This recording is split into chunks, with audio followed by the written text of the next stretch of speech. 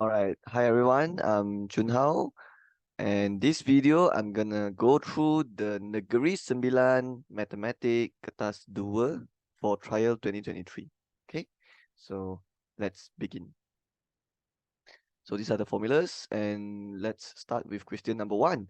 Okay, let's read the question. In diagram 1 below, PQR is a straight line. Okay, let's see PQR, this is straight line. So the total angle here must be 180. Given PQ ratio QR is 2:5, find cos Y. I think we can label this information inside our diagram, but we have to make sure we label it correctly. This is the ratio. So PQ ratio QR 2:5 means the PQ ratio is 2. So what I do here is I go to PQ and I write 2 and I circle it. For ratio, when we label, always circle it, all right? Because we don't want to get confused, right? So ratio, always circle it. All right, then what about QR ratio? QR is 5, so this is QR, right? So just label 5. And then they want to find cos Y, right? Okay, before we can find cos Y, let's look at this. Ratio 2, why we have to circle it? Because 2 is not the actual length, it's just the ratio. So the actual length is actually 4 cm. So 2 how to become 4? Times 2. It means if I want to convert ratio to the actual length, I have to times 2. So what do you think is the length of QR? It will be 10 cm, right? Because 2 times 2 is 4, 5 times 2 is 10. And you can even erase the 2 and 5 because it's useless already, right? Because you want the actual length, right? So now you will start to find the cos Y. Okay, this is definitely the Trigo chapter. Cos formula is adjacent over hypotenuse. But I always tell students, whenever you want to find sine, cos, or tangent, any angle, you have to make sure the angle is inside the right angle triangle. If it's not inside the right angle triangle, you cannot determine your opposite adjacent hypotenuse. So let's look at our angle Y here. Is this inside the right angle triangle? The answer is no. Y is definitely not inside a right angle triangle. It's inside a triangle, but this triangle is not a right angle triangle. Right angle triangle means the triangle must have 90 degrees. So the only right angle triangle here is this triangle, right? It's this triangle because got 90 degrees here. So how to do if your angle is outside the right angle triangle? Well, you have to convert to quadrant 1, right? Because only quadrant 1 angle can be inside the right angle triangle. So if your angle is outside the right angle triangle, it means your angle is either quadrant 2 or quadrant 3 or quadrant 4. If it's quadrant 2, you will take 180 minus. Okay. If it's quadrant 3, you want to convert to quadrant 1, you will take angle minus 180. And if it's quadrant 4 to quadrant 1, you will take 360 minus. All right. This is the formula if you want to convert angle from quadrant 2, 3, 4 to quadrant 1. All right. You mean, or in other words, you are finding the reference angle. And then we also have to memorize one more thing. In first quadrant, all positive. In second quadrant, only sine will be positive. This one is tangent, this one is cos, right? Add sugar to coffee. So this is how we memorize it. So your Y, can you tell me this Y angle, is it quadrant 2, quadrant 3, or quadrant 4, or quadrant 1? Definitely not quadrant 1, right? Because it's outside the right angle triangle. So it's definitely quadrant 2, 3, or 4. So I will tell you straight away, this is quadrant 2, right? Why is it quadrant 2? Because your angle is clearly more than 90. Can you see? Like this is 90 degree. Like this is, but this angle is already more than 90, but less than 180. So definitely it's quadrant 2 angle, right? And they already mentioned PQR is a straight line. So this is 180 degree. So this is definitely like this is 180 degree, right? So it means Y is definitely a quadrant 2 angle. So if it's quadrant 2, how do you convert to quadrant 1? You take 180 minus. So if you look at this angle, what is 180 minus this angle? You get here, right? So this is the angle you will use to determine your opposite, hypotenuse, adjacent, right? So the depan angle, we call it opposite. Depan 90 degree, we call it hypotenuse, and the remaining, we call it adjacent. Okay, this is how you do it, right? But later you have to check the quadrant whether need to add negative or not, right? But let's find out the value first for cos Y. Cos formula is adjacent over hypotenuse because it's so ka toa. So this is cos, so adjacent over hypotenuse. So what is the adjacent? Don't have, but the hypotenuse is 10. But even though the hypotenuse don't have, you can find it, right? So the adjacent, the adjacent, because you have two sides already. This is 8 cm, this is 10 cm. You can find the length of QS by using Pythagoras theorem. So it will be square root bracket square bracket square. So you have this one is 10, this one is 8.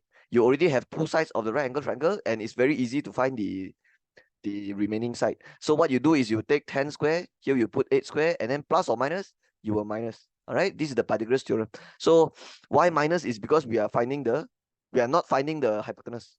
Okay, we will only plus when we find the hypotenuse, when we find the longer side. When we find the shorter side, we will always minus. So you press this in your calculator, you'll get square root 36, and you end up with 6 cm. It means the length here, Q for QS is 6 cm. So now I can find my cos Y, it's K, right? So your adjacent is 6, and then your hypotenuse is 10. That should be the answer, but you still have to check for your quadrant, because do you remember your Y is actually quadrant 2, and in quadrant 2 only sine will give you positive. It means cos have to put negative. It means your answer will be negative 305 when you simplify it. All right. So this is how you do it. Let's continue with number 2. Company ABC provides a service to supply souvenirs in the form of bouquet of chocolates and flowers. During Teachers' Day this year, the company received orders from School A and School B. Table 1 shows the number of sets of orders for both schools. So School A ordered 70 bouquet of flowers and 45 bouquet of chocolate. School B ordered 50 bouquet of flowers and 60 bouquet of chocolate. And let's see what I want. The cost. Okay, so it's talking about RM. The cost of preparing this bouquet of flowers and chocolates is 20 ringgit and 25 ringgit respectively for each order. So the 20 ringgit is what? Cost of preparing bouquet of flowers. And then 25 ringgit is the cost of preparing chocolate. Okay, understand? Using matrix method, calculate the total cost that must be borne by company ABC to prepare the reservation of the two schools. Okay, they want me to use matrix method, right? Okay, let's see. I want to calculate the total cost that must be borne by company to prepare. And then we already have cost to prepare one, right? 20 ringgit. Okay, let's write down the cost to borne by A and let's do it separately like this, right? So what is the cost for school A, right? So if the school A orders 70 bouquet of flowers, but one bouquet cost is 20 ringgit, so it means I have to times with 20, right? Plus with, and then school A also order 45 chocolate, so it will be 45 times. What is chocolate cost? 25, right? So I think we can press this and get the cost for school A, right? But before I press this, I'll write for school B also. It will be 50 times. This one is 50 bouquet of flowers, but one bouquet is 20, right? So it'll be 50 times 20 plus 60 times 25, right? So I will end up with another answer. Okay, let's press calculator.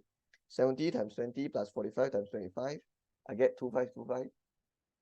And then 50 times 20 plus 60 times 25. Let's press. In my calculator, give me 2,500, right? 2,500, right? So I already get my cost for A and B, but they want total cost, so I just take this value plus with this value, then I'll get my final answer, right? But there's a problem, and it's a big problem. They want me to use matrix method. So if I do it like this, I never use matrix method, right? So how do we write it in matrix form? So I don't think we can write it like this for my working. I have to write in matrix method. So what I will do is I'll convert to matrix lah. Okay, how do we convert this? Okay, we are taking 70 times. Okay, we can see 20 and 25 both also have to times. So I will put the 20, 25 like this. All right. It means here I will put a 4 numbers, which is 70, okay, 45, 50, 60. Okay. The reason why I write like this in Dala matrix, I have to write like this is because whenever we take matrix, direct matrix, we'll take horizontal times vertical. Am I right? So you will take 70 times 20, 45 times 35, which is exactly what I wrote here, right? And then 50, 60 times 10, which is exactly what I wrote here, right? That is why this is how you convert this whole thing into a matrix method, right? And then we will darab like, and how we will darab? This is 2 row 2 column. This is 2 row 1 column. When we cut, you will left with 2 row 1 column. Right, 2 row 1 column. So it will be like this: one number atas, one number bawah. But we already know the answer, right? But let's just pretend we do it again lah. But we already know the atas one is 2525, bawah is 2500. But let's just do it again. So horizontal times vertical. Okay, so it will be 70 times 20. Let's write it down, and then 45 times 25, right? And then if there's nothing in between, it's plus, right? And then for bawah, it will be second row, but first column, 50 times 20, just write it down, and then 60 times 25, and then if there's nothing in between means plus, right? Let's erase this line. Okay, now we can press calculator, but I don't want to press already. I already know the answer will be 70 times 20, 45, which is exactly like this, 2525. And then 50 times 20, 60 times 25 is 2500, right? So this would be the answer. But they want what? Total cost, right? Total cost. So the up number, this one nombor atas is the cost for cost A. This one is for school B. So I will write here total cost will be 2525 plus 2500. It's okay if you don't want to write RM here, but make sure you write RM in your final answer, right? So let me just press my calculator and see what the calculator gives me. Okay, 5025, right? So that's the final answer. All right. So that's all. Let's continue. Okay, number 13. Okay, let's read the question. Nia has participated in a kayak expedition in Tasik Kenyir. After the expedition, she had suffered an injury. Okay, she has been covered by medical insurance. Okay, I think it's very obvious lah. This question is definitely the medical insurance question, right? So let's talk about medical insurance. Let's not read the question. Let's talk about the medical insurance formula. So medical insurance, right? There's only I will divide it into two category, right? So these two you have to hafal. First one is how to find uh cost yang kena tanggung by company, right? So for company, okay, let's erase this. For company, the step one is always take the medical cost minus the deductible, right? Cost here means what? Means the bill ataupun the loss. You can say the loss ataupun the medical bill lah, right? It means your medical bill, yeah, minus deductible. That is step one, all right? Step two is you will times with the big percentage, okay, of co-insurance, right? And then step three, no step three, done already. Yeah, this is how you calculate if they ask you to find cost yang company kena bayar. Yeah, the cost that company will pay for you. Then what if you want to calculate cost yang kena tanggung from policy holder? If you want the cost that policy holder have to pay, the first step is same like just now. It's still the cost minus deductible. And the cost here means medical bill. And then step two is you times with a small percentage this time. All right. Why this time is the small percentage? Because usually policy holder they are responsible for the smaller percentage. Usually company is the big percentage. Okay, and this small percentage is the co-insurance percentage, right? But there's a step three, which is plus with deductible. So you have to hafal this, all right? You have to memorize, all right? If you memorize it, then only you can do medical insurance question, right? So make sure from now on you hafal the steps to find medical insurance, the cost yang company kena bayar punya formula, and also cost yang policy holder kena bayar punya formula. After you hafal this, now we can read the question. So what happens to this person? She had suffered injury. She has been covered by medical insurance with a deductible provision of 1,100. So this is the deductible, right? The 110 is the deductible. And the co-insurance percentage, you can see there's a big percentage, 80% and then 20%. So this 80% will be the company responsible one. And then 20% is responsible for the policy holder. And in this case, it's NIA, right? NIA is the policy holder. So now we can do A, right? If the medical cost, this cost is the medical bill, is 45560, calculate cost to be borne by NIA. So you tell me which formula you will use. I want cost borne by NIA. Cost yang perlu ditanggung oleh NIA. So yang mana you rasa formula yang saya akan guna? Formula atas or formula bawah? Formula bawah, right? Because I'm calculating cost borne by policyholder. So what is the step? Take the cost minus deductible and then times with the small percentage and then plus deductible. Just follow these steps. Can you see how easy it is if you just hafal, right? So make sure you hafal. You just hafal, right? Okay. So first thing first is 45560 minus the deductible. Oops, I made a mistake. 45560 minus the deductible, which is 1100. And then you will get satu nilai. Let's press calculator. 45560 minus 1100. Okay, I got 44460. And of course, this is not the answer. This is just the cost after you total out the deductible. You still have to take this times with the co-insurance percentage, but you have to times with the big percentage or the small percentage. The small percentage, which is 20%. 20% means 20 divided 100. So let's times with 0.2. I got 8892, but it's still not the answer. There's still one more step. If you want to calculate the cost borne by NIA, so I will just write cost borne means kena ditanggung by NIA. It's 8892, still have to plus with the deductible, which is 1100. Right?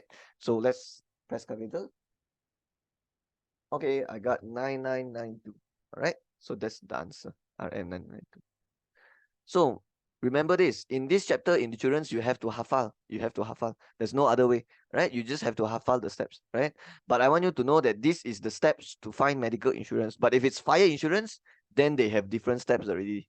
Because if for those yang tahu macam mana nak buat fire insurance, you would know that fire insurance you cannot minus deductible first. For fire insurance, you have to times the percentage first. The deductible you do it later.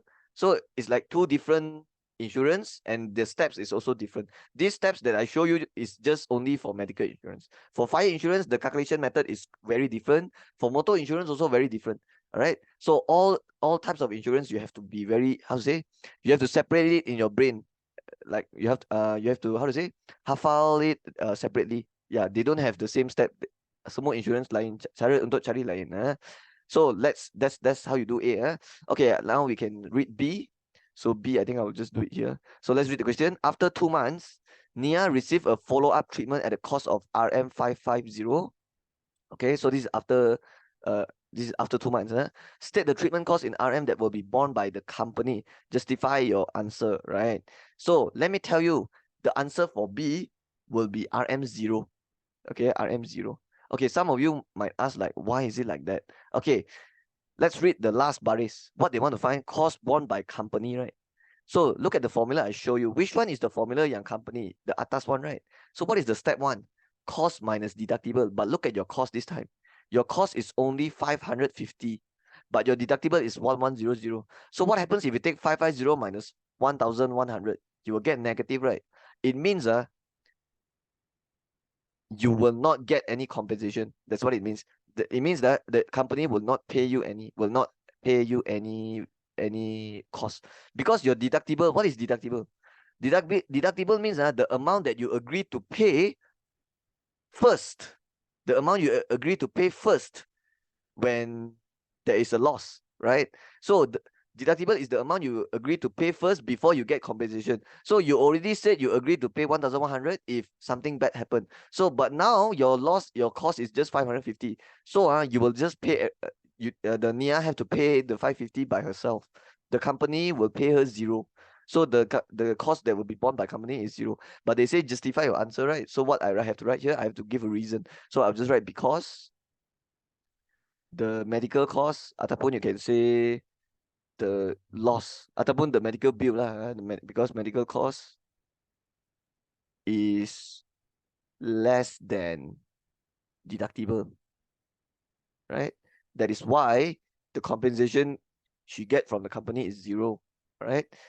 That's how you do it. Because deductible is like the money that you already agreed that you must pay first before getting compensation. So if your loss is less than your deductible, then the company will, because you already say you can pay yourself, so you just pay everything by yourself, right? But if your loss is more than the deductible, then only you can get compensation. And the formula is like this, right? To get compensation from company. Okay, so that's how you do it. Okay, let's continue with number 4. This is also insurance. Is it? No, this is not insurance. This is Rotex. For a while I thought it's motor insurance because I saw this. Okay, because in motor insurance also got Semenanjung, Sabah, Sarawak, but it's like the comprehensive policy, that one, but this one is different. Okay, let's read. Safwan wants to buy a car for his wife in Jelebu. Jelebu is Semenanjung. Yeah, Semenanjung, right? Jelebu. So he bought a car with the price of 118,000. This is the price of car. And then this is what? And 1799 cc of engine capacity. So this is the cc. So this will be important later. I have to refer here, right? 1799, it belongs to this range. Table 2 shows the Rotex rates for private car. So we have Semenanjung, Sabah Sarawak. Definitely won't be looking at this because it's in Semenanjung. Now they say we'll calculate Rotex. Okay, this is very easy. To calculate Rotex is very simple. So first thing first is you have to look at the base rate. The base rate is 250. It means this amount you have to pay for sure. Okay, it's the base rate. But you have to plus with something. You have to plus with what? The progressive rate, which is 50 cents for every cc exceeding 1,600. So your cc is 1799. For every cc exceeding 1,600, you have to pay extra 50 cents. For example, if your car cc is 1601 cc, Can you tell me how much you have to pay for the progressive rate? You have to pay 50 cent lah. It means in total you have to pay 250 ringgit plus with 50 cent. Because 1601 is exceed 1600 by 1 cc. So by 1 cc means you pay extra. What if 1602?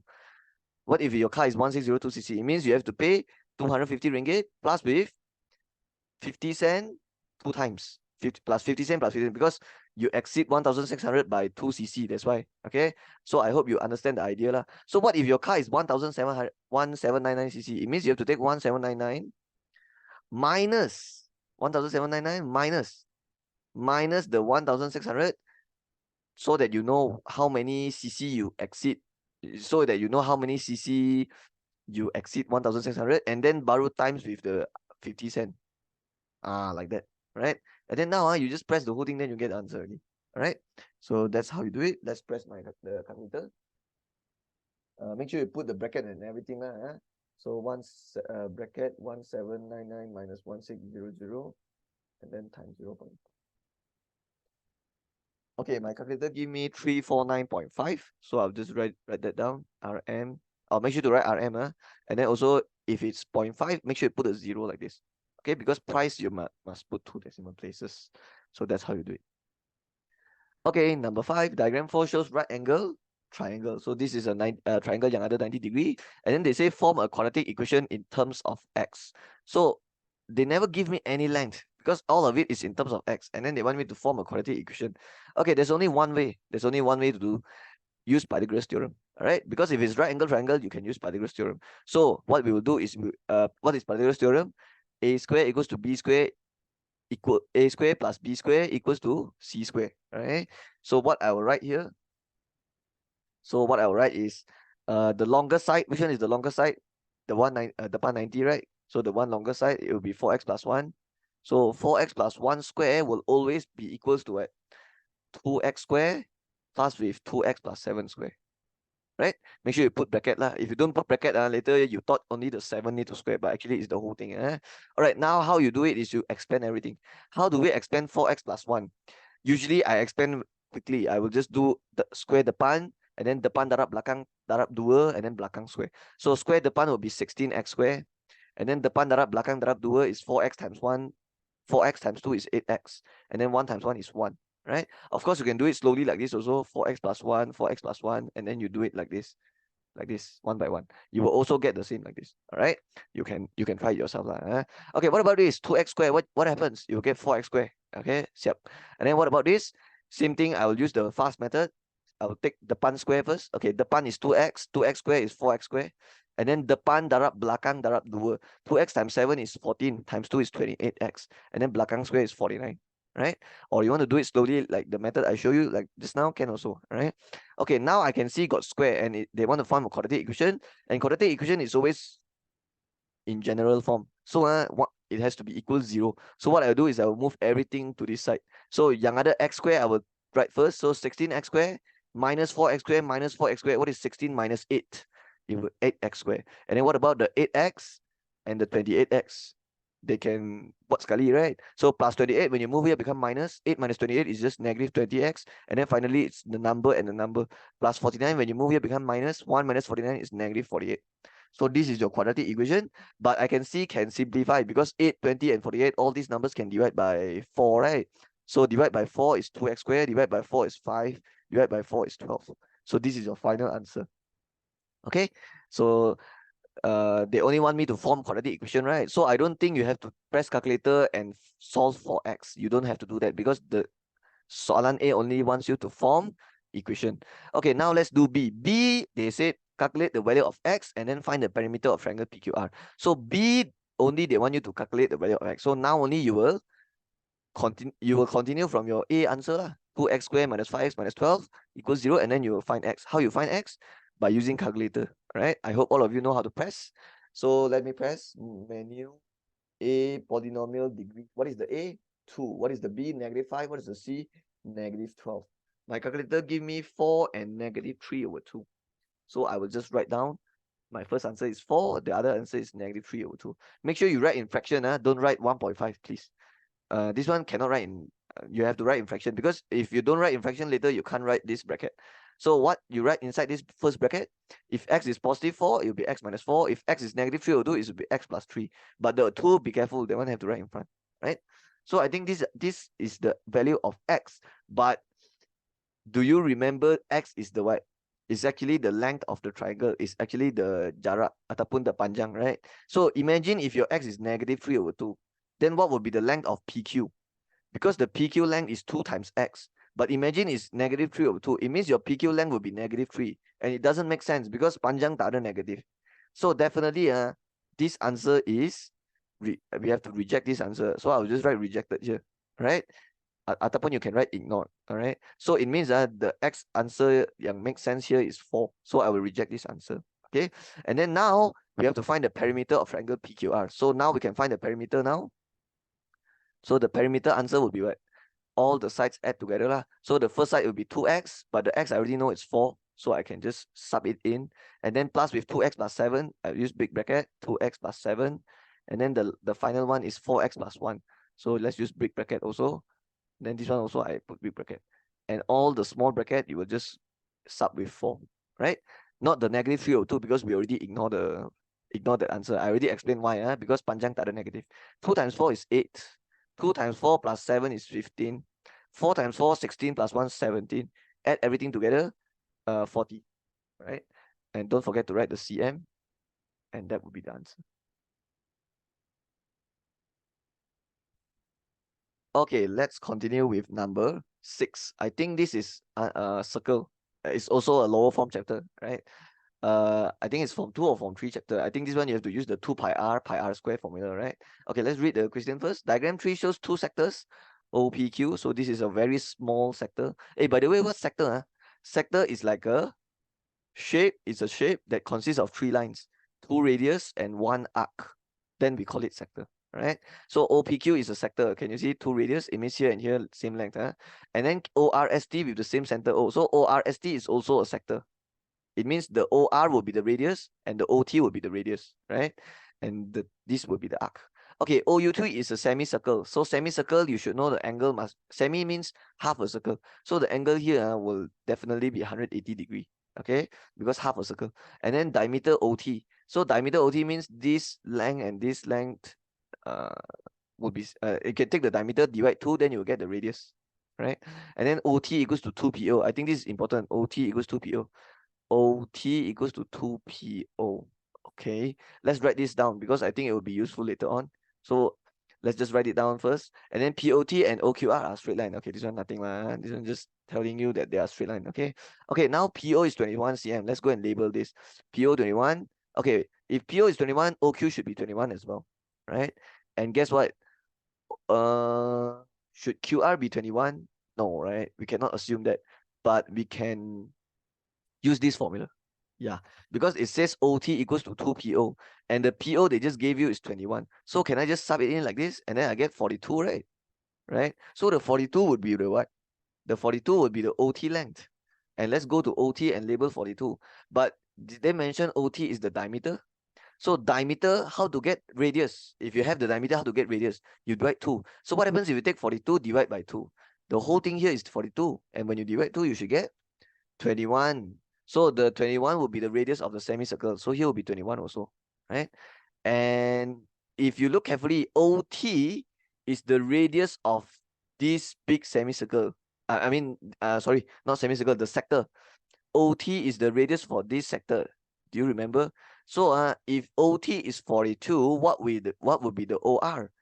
This and this, they are both radius. So this is 42, this should be 42 as well. And we already know half of it. We already know O to Q is 21. So this must be 21 also. How I get this? Because 42, the whole thing, minus 21. So I get 21 here, right? Okay, finally, the last information, POQ is 42 degree. Let's label it. So this one is 42. Okay, it's very hard to write. Okay, I think like that is good enough. Using pi 2207, calculate the area of shaded region. So calculate area of shaded region. Okay, let's do it. I think it's not difficult. To calculate this area, I will use the pi r square formula times with angle over 360. It means what I need to have the radius and the angle. For this small sector, I have the radius 21. I also have the angle 42. But the problem is how to get this area. Okay, to calculate this area, you have to take the area of big sector minus semicircle is the only way, right?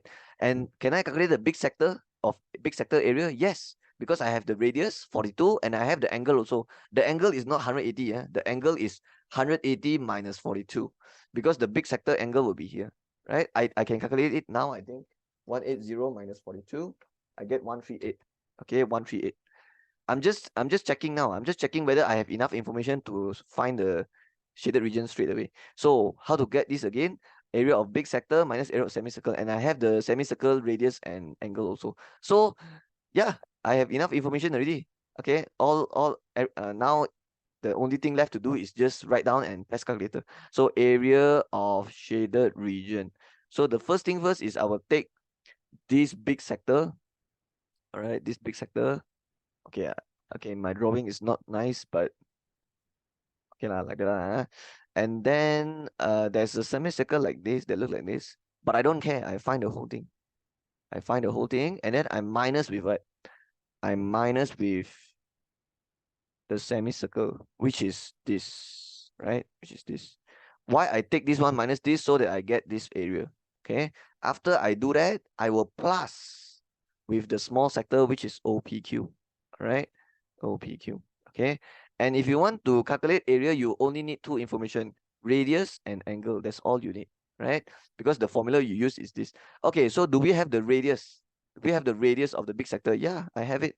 Okay, first let's put in the pi first. So it'll be 22/7 times with the radius square. The radius I have is 42. 42. Look carefully, it's here to here, so it's 42. And then do we have the angle? Yeah, 138. So times with 138 over 360. That will be the area of the whole sector. But why have to minus with semicircle? Because the semicircle is not shaded. Yeah, the semicircle is not shaded. That's why we have to minus it. So minus with the semicircle, and we also need the radius and angle. Do we have it? Yeah, we have it. The radius is how much? The radius is 21 only for the semicircle. Look carefully because this whole thing is the diameter of semicircle. So the radius is 21 and the angle will be 180 over 360. Or you want to write 1/2 also can. All right. And then lastly is plus with the small sector. Yeah, this small sector. You will use the same form. Oh, I forget to put square here. This one also I forgot to put square. Yeah, I have to put square, right? Okay, last formula is the sector formula. So I don't have enough space, so I write down here. So plus with same formula, pi r square. But this time, what is the radius? 21. Because I'm fine. The OPQ radius only 21. So 21 square times with the angle, which is 42 over 360. Yep. Now we can calculate everything and then finish, right? Okay, let's press yang depan dulu. So let's press 22 times 42 square times 138 divide 360 divide 7. Okay, 2125.2 minus, what about this? 22 times 21 square times 180 divide 360 divide 7. 693, right? And then last, have to plus with this.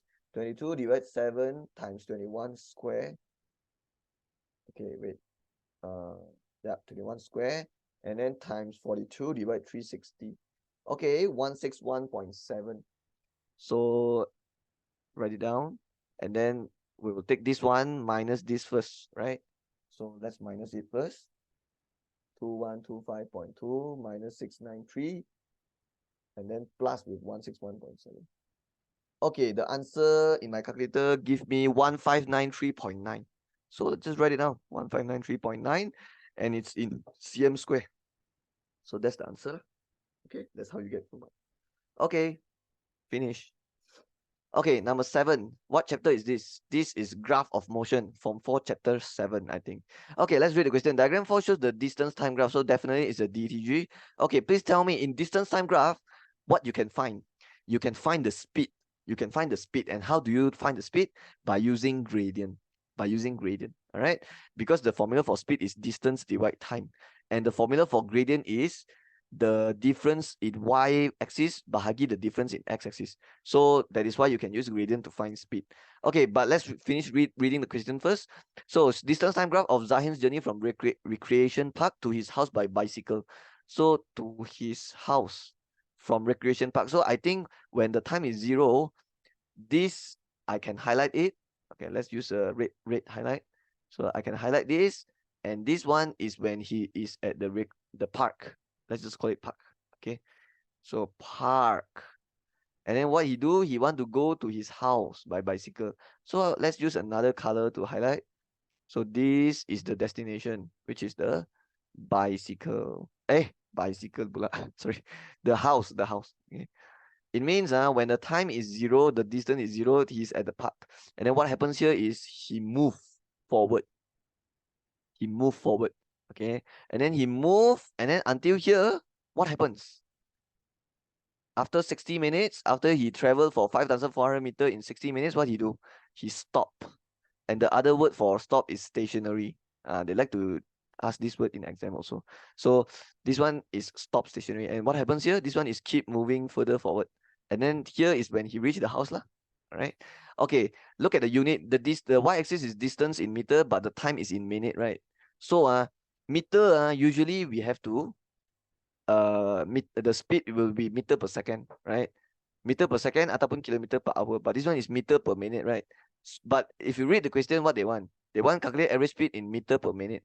So I don't think you have to convert, because the soalan wants the answer to be meter per minute, right? But make sure you be careful, because sometimes they want meter per second. If they want meter per second, then make sure you convert to second, right? Okay, they want in meter per minute average speed in the first 60 minutes. So let's calculate average speed. What is the formula for average speed? It will be, please don't tell me use gradient. No. Gradient is used when you want to find speed. When you want to find speed. But when you find average speed, there's only one formula. There's one formula you use. It's the universal formula. It's called total distance, TD, divided by total time, TT, like that.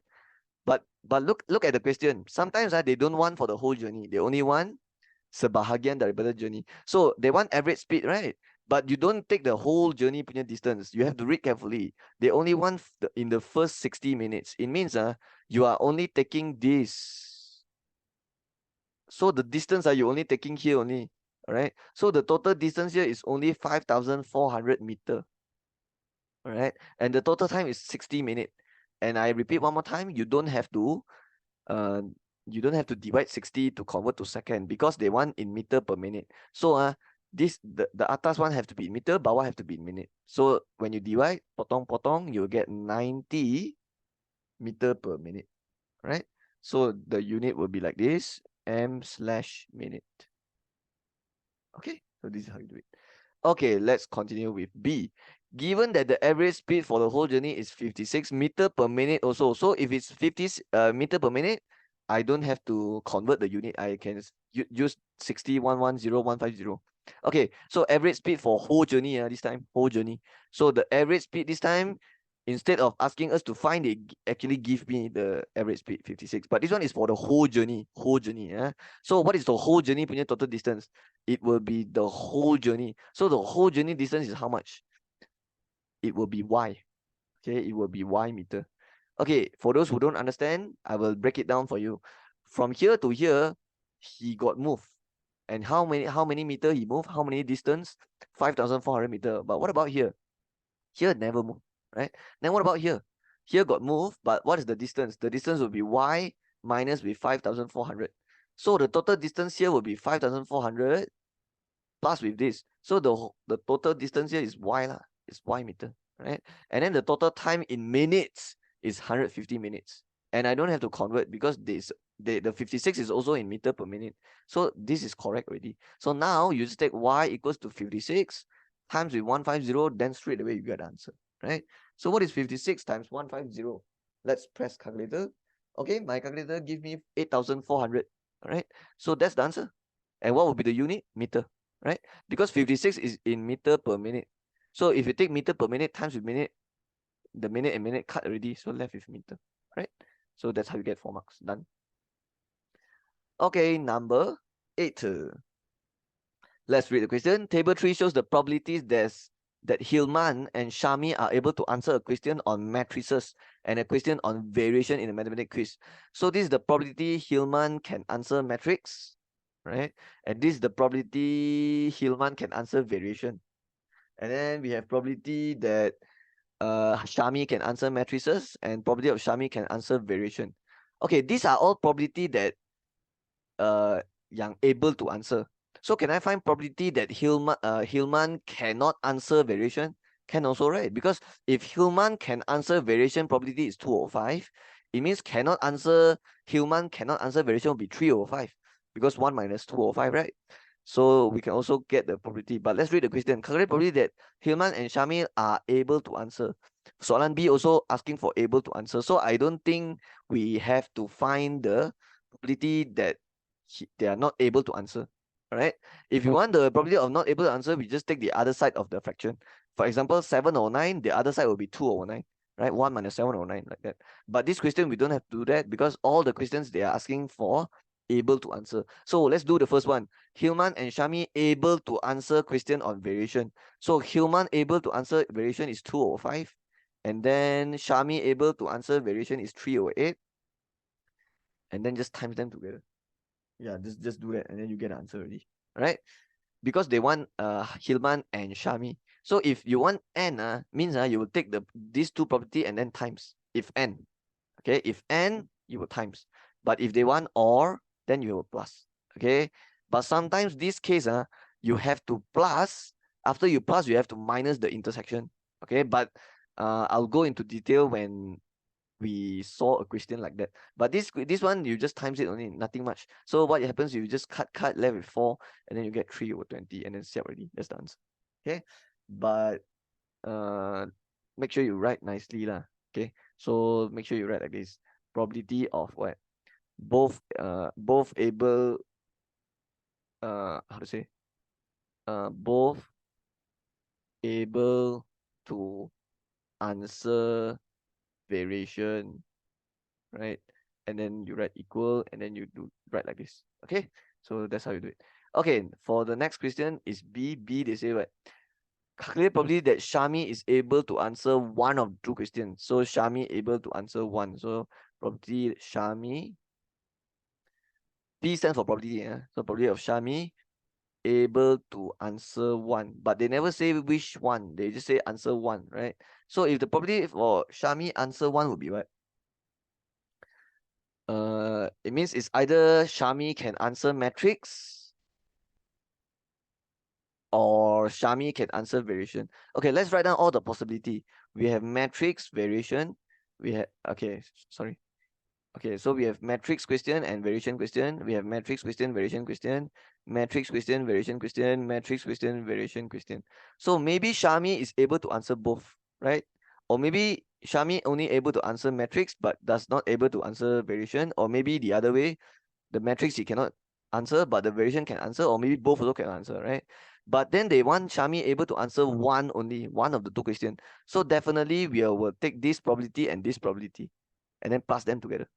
Right? So what I have to do now, take the probability of Shami able to answer matrix, which is 7 over 9, but we have to times with variation not able. So variation not able will be 5 over 8. All right. So actually we have to find the other side of the probability because this 3 over 8 is the probability for Shami able to answer variation. That's why we have to take 1 minus 3 over 8, which is 5 over 8. And then there's another one, which is probability of Shami not able to answer matrix. Not able to answer matrix will be 2 over 9. Because you will take 1 minus 7 over 9, right?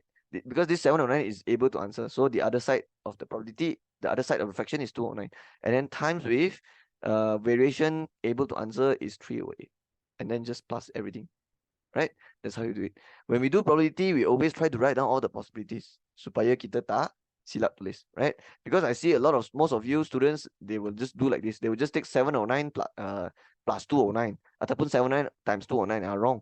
Because some students, they just read the question like this, able to answer 1. So what they do is they just take 7 over 9 and then they just take 3 over 8 and then maybe they plus or maybe they times or plus.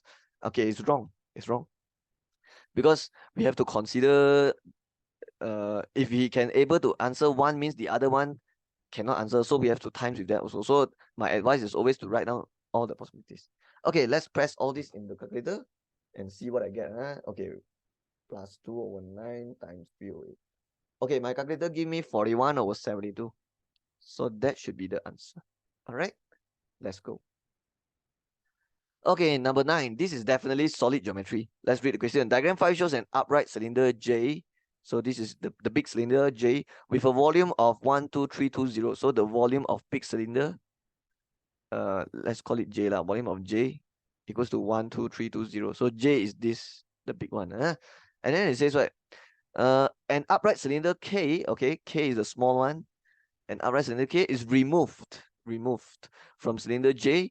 Given the height of cylinder J is 20 cm, let's label. Okay, they labeled for me already. If the radius and height of the removed cylinder are half the radius and height of cylinder J, calculate the percentage of volume of remaining solid. Okay, let's not focus on this first. Let's try to find the volume of remaining solid first. Before we find the percentage, let's find the volume of remaining solid first. Okay, what it says here, if the radius and height of the removed cylinder is half the radius and height. So what would be the height of the small cylinder? It would be 10, right? Because half the height, 20 divided 2. And then what about the radius? Do I know the radius of the big cylinder? I don't know. The Solan never mentioned, right? So if we don't know the radius of the, how to say, the big cylinder, then it means I don't know the radius of small cylinder also. But I need the radius of small cylinder, right? Because I need to take the big volume minus the small volume to get the remaining solid. And if I don't have radius, I cannot find the volume. So there's only one way now. I have to find the radius. Okay. And I have to find the radius. And how to do that? Well, use this information. Volume of J equals to 12320. What is the volume of cylinder formula? Did you hafal? It's pi r square h. This is the formula for volume of cylinder. I think this formula got give in exam, but I always ask students to memorize it. So this is the formula we use. So it will be pi, but they say use 2207 and then times with radius squared. Okay, the radius I don't have, but it's fine. It's okay. You don't have the radius, it's okay. Because you have the volume, which is 12320, and the height is 20, right? Now you can find your radius, just move everything to that side. So you will press 12320, divide 20, and then divide bracket 2207. Make sure you press the bracket. So now the calculator gives me 196. And obviously, this is not the answer yet because I still have to move the square. And what is square root 196? It will be 14 cm. But actually, there's another answer because when you square root, there's actually two answers. One is positive 14, one is negative 14. But radius cannot have negative one. Radius is like length, right? So panjang tak boleh negative. So definitely the radius of the big cylinder is 14. The big one, not the small one. Because this 12320 is the big cylinder volume. So when you find the R, you are finding the radius of big cylinder. Then what about the small cylinder radius? It will be 7 cm. Why? Because half of it. The question says the radius and height is half of the big one. So now you can find the volume of the remaining solid. So how to find the volume? I'll continue here. So I will find the volume of remaining solid. How to find the remaining one? Take the big cylinder volume minus the small cylinder volume. But the big cylinder volume, I already know it. 12320, right? I don't have to do again. But if you're very rajin, you want to write everything again, yeah, sure, go ahead.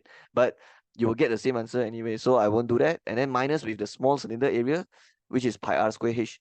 The pi we will use 2207. The radius for the small cylinder is 7 square, and then times with the height, which is 10, right?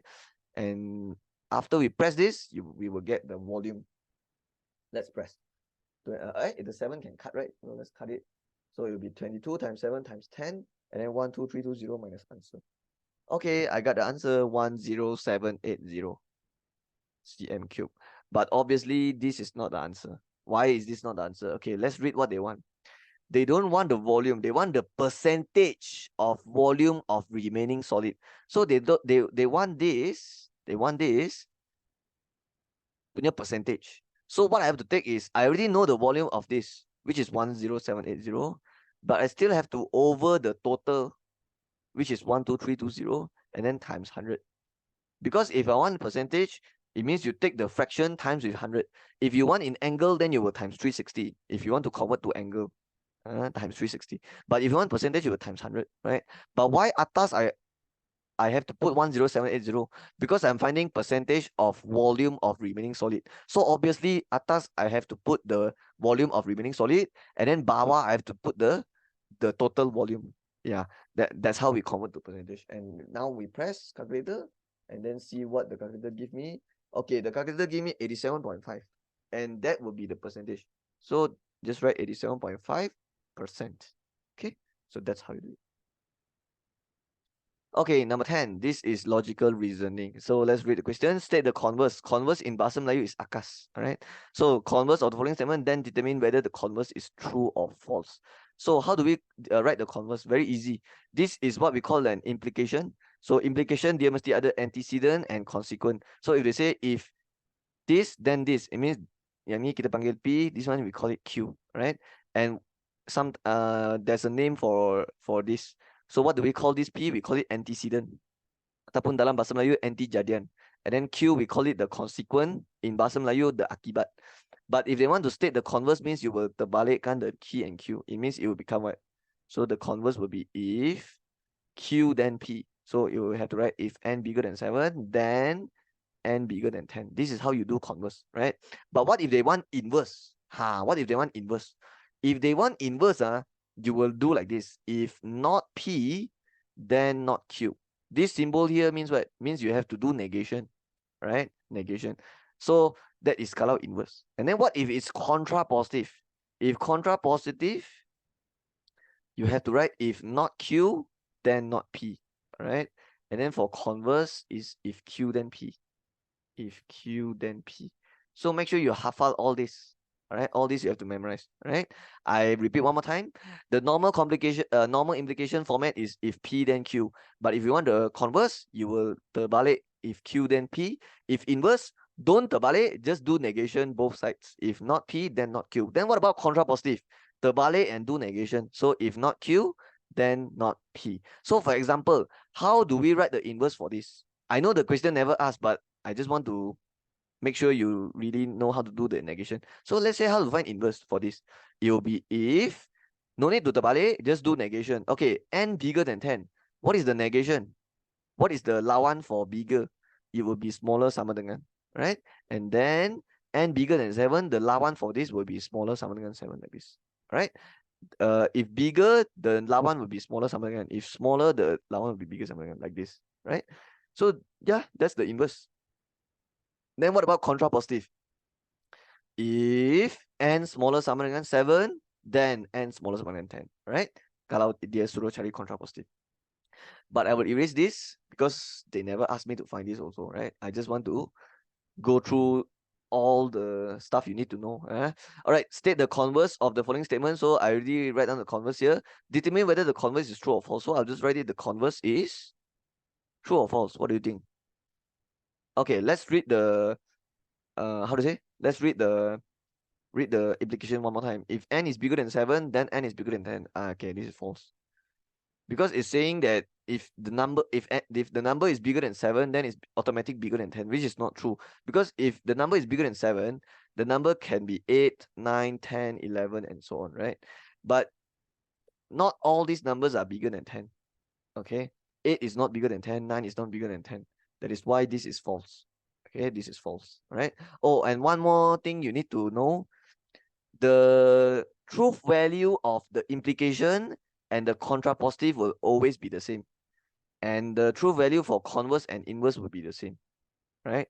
It means if your converse is false, your inverse will be false also. Okay, yeah. Because converse and inverse, they will always share the same truth value. And then the implication, the original implication and the contrapositive will also share the same truth value. So for example, this is actually a true.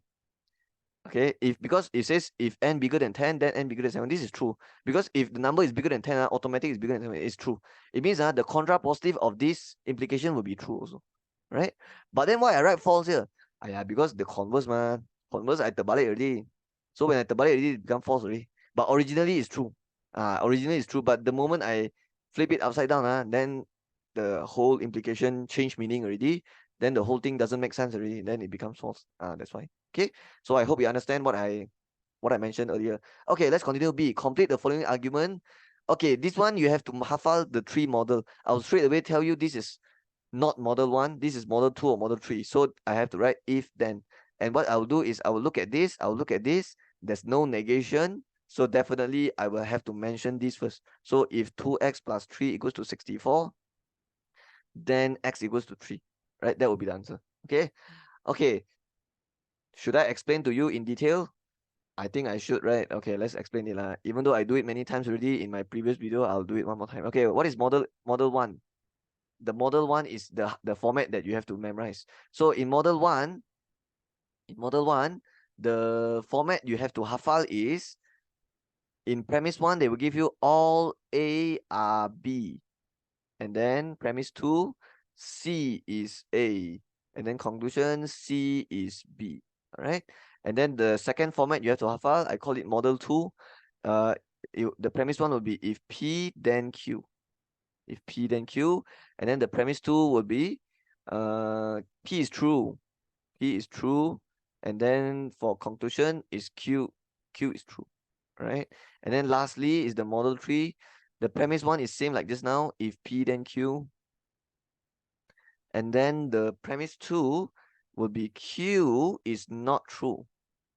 Okay, my handwriting getting ugly already because my hand hurts from writing for so long. Okay, this one conclusion is P is not true. Okay, so you need to hafal these three format to be able to answer this type of question, right? Just hafal, just memorize it.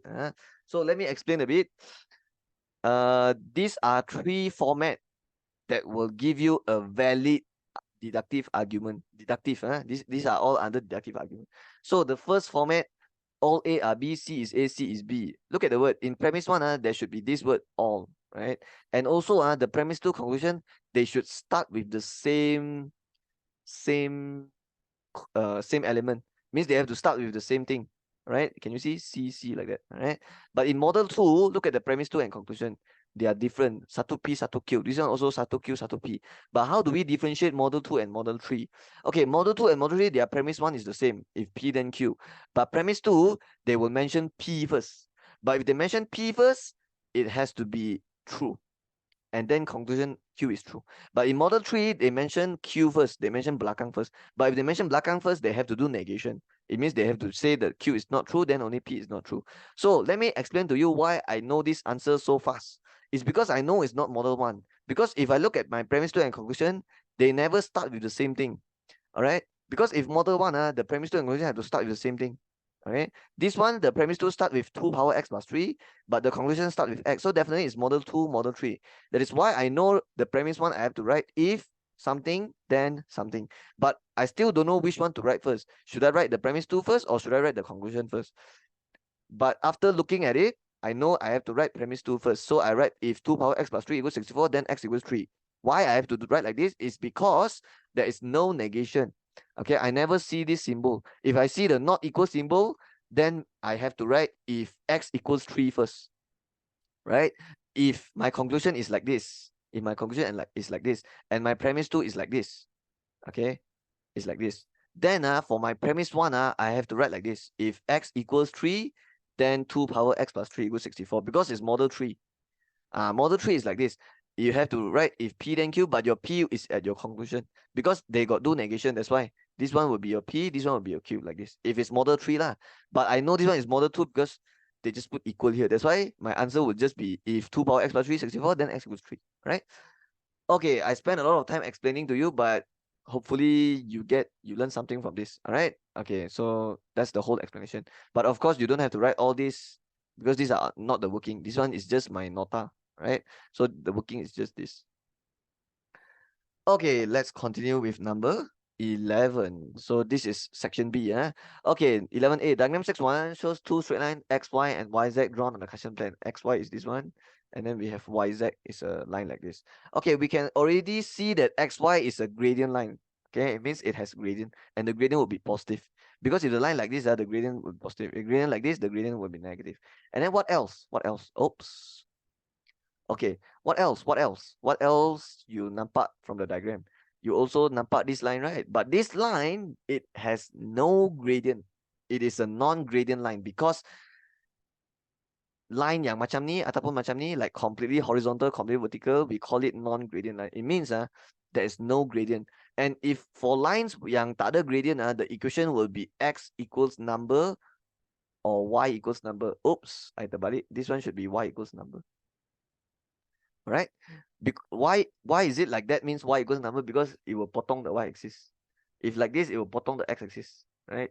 So okay, but x equals to number y, I put a question mark here because the question mark, it depends on where you cut the x-axis. Let's say you cut the x-axis at 2, then the equation will be x equals 2.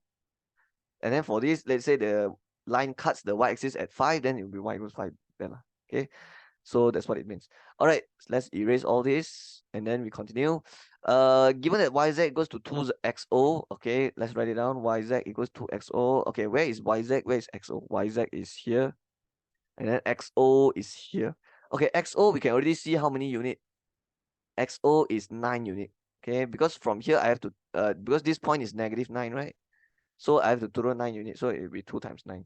Okay, but don't write the negative because we only want the distance, right? Because this here means distance, right? So the yz distance will be 18 unit. So if yz distance 18, it means from here to here will be 18, right? It means here is 18. It means I know my value of a already. So question number 1, find the value of a. The a is 18. Okay, you understand, right? Because the coordinate for z is 8a. It means this is a, and then this is a. Okay, the height, the thingy is a, but the thingy I know is 18 already, so that's the answer. Okay, second question, gradient of straight line xy. Okay, this is easy lah, just find gradient. So but I need 2 coordinate. Do I have 2 coordinate? So I have point x, I also have point y, because point y is 80, right? So yeah, just find the gradient, right? The gradient. So what is the formula for gradient? Y minus y divide x minus x. So 0 minus -9, ataupun you can say -9 minus 0 divide 0 minus 8. So the answer here is -9 over -8, which is 9 over 8. Right? So that's how you do it. Okay, finish. Okay, question B. Diagram 6.2 shows a parallelogram. So parallelogram means atas and bawah will be parallel, kiri kanan will be parallel. Okay, and then it says QRST drawn on the Cartesian plane. PQT is a straight line. Okay, PQT is a straight line. Okay, point P lies on y-axis. It means the x coordinate will be 0, right? Because if they say point P lies on y-axis, means P is the y-intercept. If y-intercept, x equals 0. If x-intercept, then y equals 0, right? I repeat one more time. If y-intercept, x equals 0. If x-intercept, y equals 0. Okay, point Q and point R lie on x-axis. It means Q and R is the x-intercept. So x-intercept, y equals 0. This one also x-intercept, y equals 0. Okay, and then they say gradient of RS is 9 over 2. Let's label it. Where's RS? This one is RS. So the the gradient is 9 over 2. It means the gradient of QT also 9 over 2 lah. Why the same gradient? Because they are parallel. Parallel means they have same gradient. That is why it's very important to label. When they say the word parallelogram, I already put the arrow like this. Because I want to remind myself that they are parallel. They have the same gradient, right? Oh, by the way, what would be the gradient of QR? It will be 0. It will be no gradient because this is QR. Can you see is along the x-axis? So it means QR definitely don't have any gradient. Same with ST. It means equation for this line will be x equals number ataupun y equals number. All right. So this one is y equals number lah. But for line yang ada gradient, the equation will be y equal mx plus c. Okay, let's do number 1 now. Number 1 says what? Find the value of j. Where is j? J is this j. So how to find? Let's see. Can I use gradient to find? Cannot. Why cannot? Because I don't have 2 coordinate. If I have this point, maybe I can use it, but I don't have. Okay, let's see. -8. Okay, I see it already. First thing first, this point is -8, -9, right? So it means if I butcher up here, this will be -8. And then if I butcher to the y-axis, this will be -9, right? But if you look carefully, this point T, the x coordinate is -5. So what do you think is the y coordinate? It will be -9. So J is -9 lah. Finish. That's the answer, right? J is -9. Because the ST line is completely horizontal. Because ST is parallel with QR, which is the x-axis. So if ST is parallel with x-axis, it means when you butcher this straight down, it will be -9. So J will be -9 also. Yep, that's how you do it. Question number 2. Equation of PT. Okay, let's look at PT. Is this a gradient line or non-gradient line? PT. PT is definitely a gradient line. And if it's a gradient line, your equation will look like this. Y equals mx plus c. Right? But if it's a non-gradient line, it will just be x equals number or y equals number, depending on the line is straight or vertical or horizontal. Right? But this one is kalau dia non-gradient line. All right, so this is gradient line, so it'll be y equal mx plus c. What is the gradient for PT? it will be 9/2. Okay, why is it 9/2? Because I labeled it nicely already. Because 9/2 is the gradient for OT.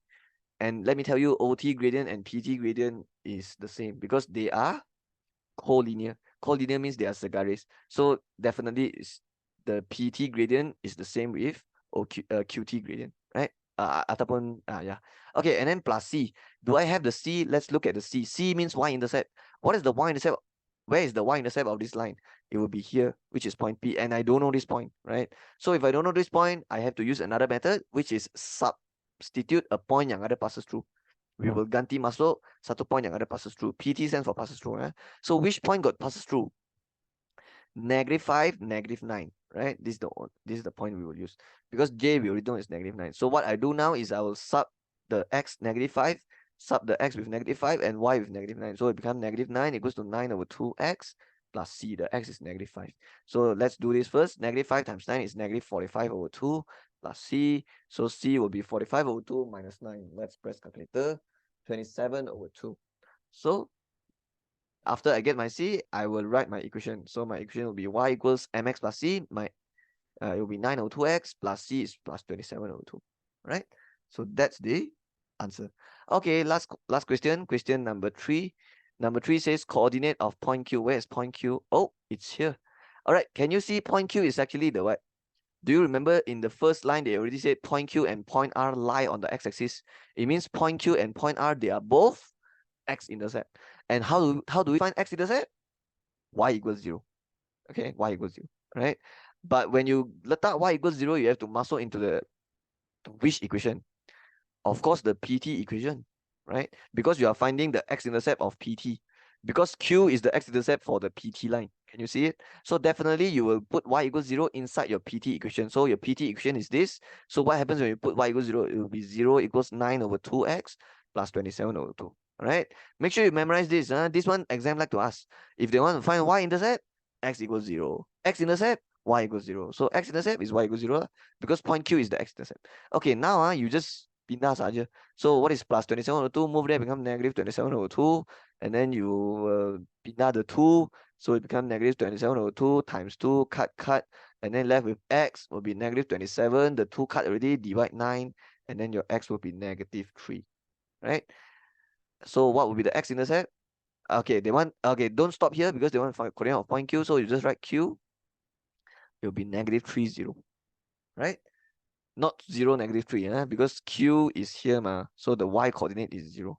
Okay, the y coordinate is 0. So the x coordinate is -3, the y coordinate is 0. Yep, that's all.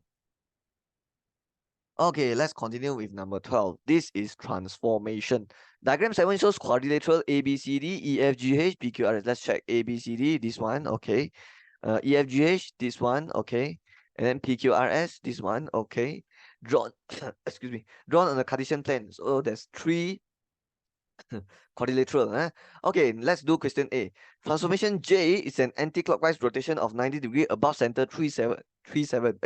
God give us rotation center. So if God give us rotation center, what you should do? How I teach you in class. Straight away draw a cross. If they give you rotation center, straight away draw a cross at 37. So where is 37? Let's find it first. This is 3. Where's 7? 7 is somewhere here. So I will straight away put a cross. So I will put it red color like that. Okay, red color 37. So this is the cross. Right? So this is the center of rotation. Okay, and it's anti-clockwise, so we can put the arrow. If like this means clockwise, okay, like this means clockwise. So anti-clockwise is the opposite, so it will be like this. Lawan arah jam. Okay, so anti-clockwise rotation of 90 degrees above center 37. Right, so I already draw a cross. Okay, what is the next one? Transformation K is reflection in straight line x equals 1. What you should do? They give us reflection line. Straight away draw the line lah. Okay, this time I'll use blue color. X equals 1. So where is x? This is x. Where is 1 here? Right, so x equals 1 like this. Okay, and then let's label it x equals 1. So the blue color line, and then now only they say state the coordinate of image of point R under each of the following transformation J and JK. So they want to find image of point R, means R is the object. R is the object. So is there any space down here? So I think I'll just use the space. I think I'll just do it like beside here. Okay. So I'll just do it here. So we have point R is the object, point R is the object. But why I write 2 times? Because got 2 questions. Question 1, question 2, right? So the first one, they want to do transformation J. So I'll just put 1 arrow and then call it J and then bracket. The other one, they want to do JK, means I have to do K first and then only we do J. Remember, always do, if they got put JK, always do belakang dulu. So it means I have to do K first, right? Okay, where is point R? R is at 311. This one is 311. This is the object. 311, right? And then now I have to do transformation J. Okay, what is transformation J? Anti-clockwise rotation 90 degree above center 37. So now you understand why I asked you to draw the cross. It's because you need to do the transformation now lah. So that's why I asked you to do lukis siap-siap the rotation cross first. Okay, the object now is at 311. So this is your object. All right. And now what you want to do is anti-clockwise rotation 90 degree about this center. So what you do, you already draw the arrow, right? So you should know where will the image be. Where do you think is the image? After I rotate this direction 90 degree, your point will definitely be somewhere here, right? Because if you look at your point R, it's on the line. It's on the line. Can you see? It's on the red color line. So when you rotate this, it will be somewhere here also, right? But you have to count how many kotak. So it'll be 1, 2, 3, 4. And then when you rotate, it will be to the left. 1, 2, 3, 4. From the center, make sure you calculate from the center. This is your answer. So where's your answer? -1.7. So this is the answer for question 1, right? Okay, some student might ask me this, like, hey, sir, how you know it's moving to the left? Why not move down or maybe move to the right? How you know it's to the left? Because it's 90 degree anti-clockwise, ma. Anti-clockwise, of course, it's here lah. So you already know the answer will jatuh here, then you have to then you will count towards the answer lah. Takkan lah, you know the answer is here, but you count towards the other side, right? So very important to know where the answer will jatuh first, right? Then only you start to count from the center. Okay, so this is the first answer. Second question, they want to do transformation K followed by J. So let's do K, but we have to start back from R. So start back from R and then do K. Where is K? Okay, I think I have to label this R prime, right? This one is the first question answer. Okay, now second question, start from R. K is what? Reflection in the straight line x equals 1, the blue color line. That's why I asked you to draw first. So how to do reflection? We have to count how many kotak, how many units from the R to the line first. So it's 2 unit here. So when I reflect also, it will be 2 unit lah. So this is your first image, your R prime, which is -1, 11. But it's not over yet. I still have to do transformation J with it, which is the center, the rotation anti-clockwise. So this time I will rotate this point using this center. I already draw across. So how do we do it? Look at the direction, anti-clockwise 90. So if your object is here, where do you think is the image? Will it be here, here, or here? Think. Anti-clockwise 90 or so where? It has to be here, right? Because if I say anti-clockwise, it means this is rotate 90, this is rotate 180, this is rotate 270, right? So if they say rotate 90 clockwise, then it's here lah. Okay, now you already know the answer will be here. Now only you will count how many units from center to this point, because this is the point you want to rotate, not this, this, right? So what you do is you will count horizontal first, then only you count vertical. Please don't go and count like this. No, don't count like this. You have to count horizontal first. So how you count? 1, 2, 3, 4. So horizontal 4, and then vertical 1, 2, 3, 4. So horizontal 4, vertical 4. Terbalik kan? Horizontal 4, vertical 4 also.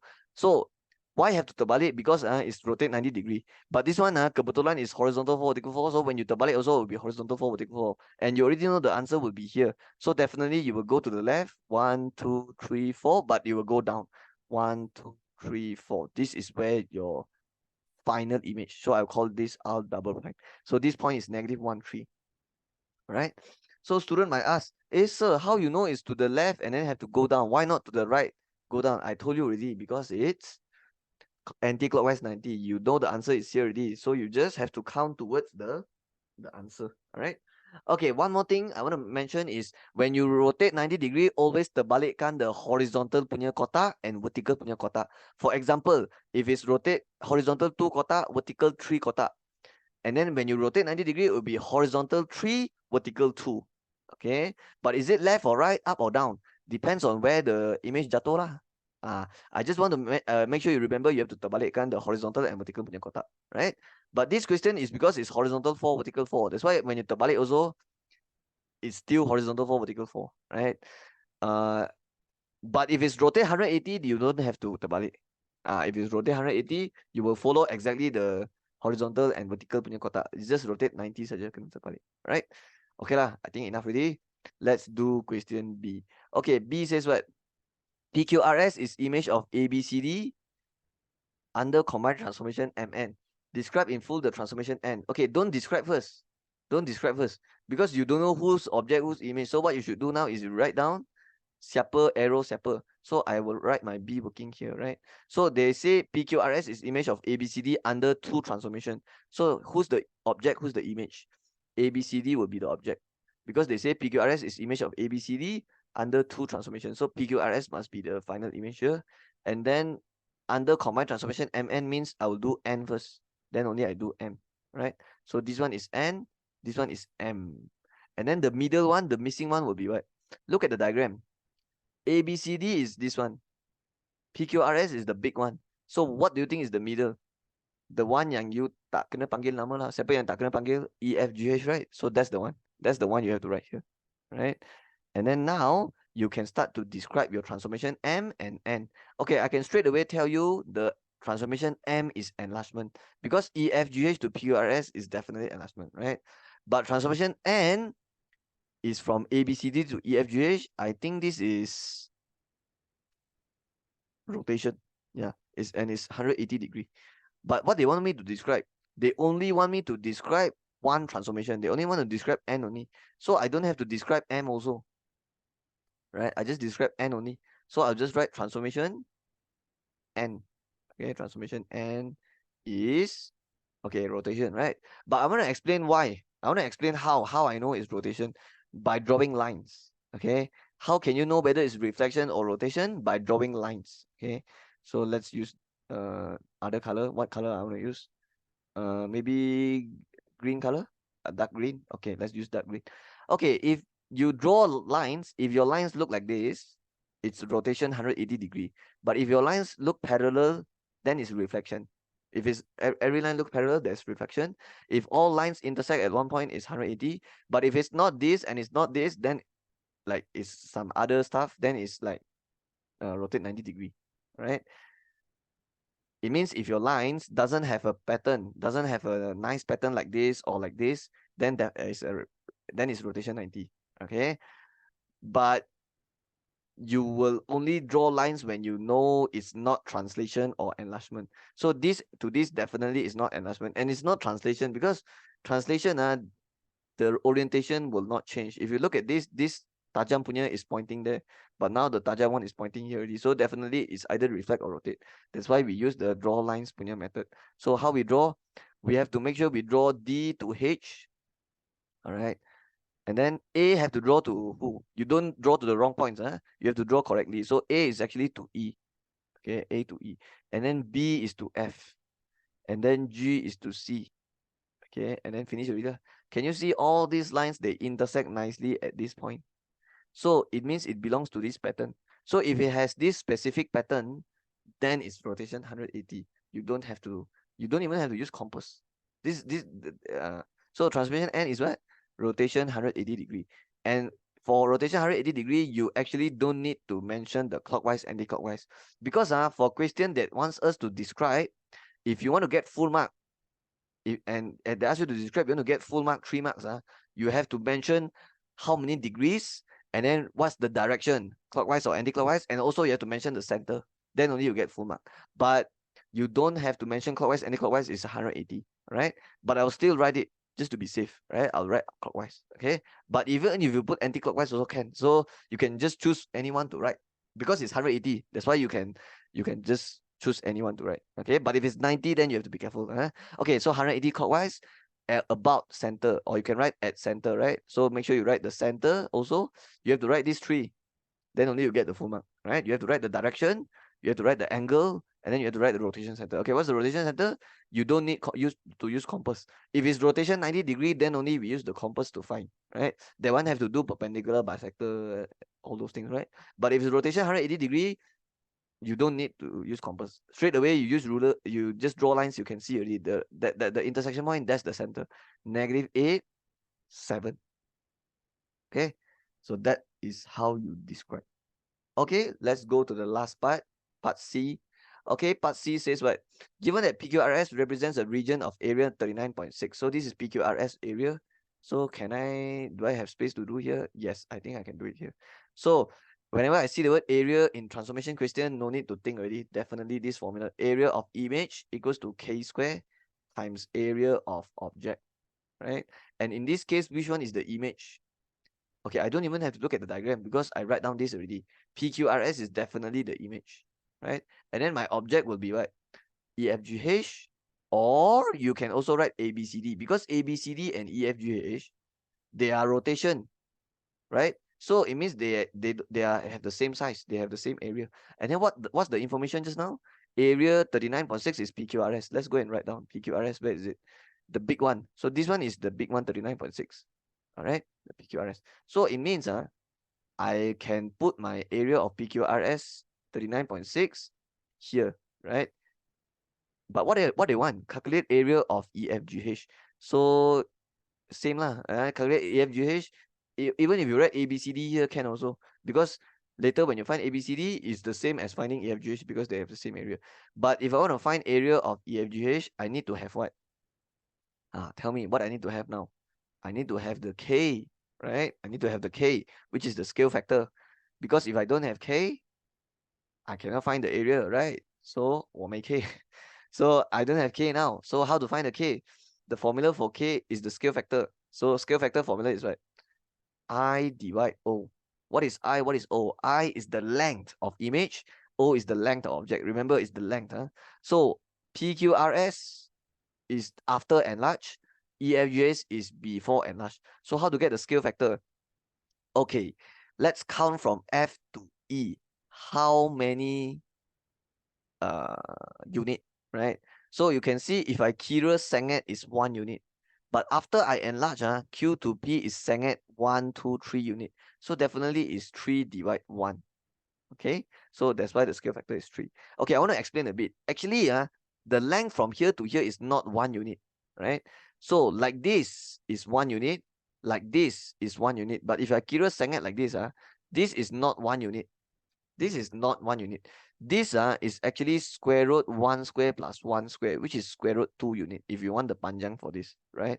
But since when I count here also, I count senget, that's why I can do it like this. So if here is 1, here is 3, so I can take 1 divide 3 or 3 divide 1. 3 divide 1, because this is the image. PQRS is the image, right?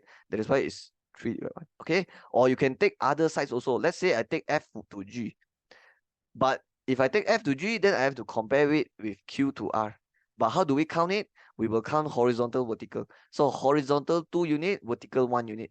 Horizontal 2, vertical 1. But after enlarge, horizontal 1, 2, 3, 4, 5, 6, vertical 3. Horizontal 6, vertical 3. So you can see 6 divide 2, you will get 3. 3 divide 1 also, you will get 3. Yeah, you can just, it means that you can choose any sides you want. Okay, any size you want, just make sure you take image divide object, and then you will end up with the same scale factor. You will end up with the same K. So your K is 3. So this is 3. This is also 3. So now you can find the area of EFGH, right? So you just press 39.6, divide 9. Okay, the calculator give me 4.4, right? And what will be the unit for this thing? It will follow the question. The question give in what just now? cm square, right? So automatic is in cm square also. Sometimes they give meter square, then you just follow. This one is cm square, so cm square. All right, just follow whatever they give in the soalan. Okay, number 13. This is definitely Form 4 chapter 3 set. Okay, chapter 3 or chapter 4? Chapter 4. I don't remember already. But for the KBSM syllabus is chapter 3, I think. Okay, but it doesn't matter. Let's just read the question. Given that the universal set is X is an integer, X has to be in between 1 and 20. Okay, we don't care. When they give you like this, this is what we call a set description. When they give you a set description, your job now is to change to set notation. It means you will convert this thing to set notation. What is set notation? Means you write down list down all the elements lah. Okay, so where do we write it? Do we have any space here? Okay, let's write up here lah. Okay. Wait.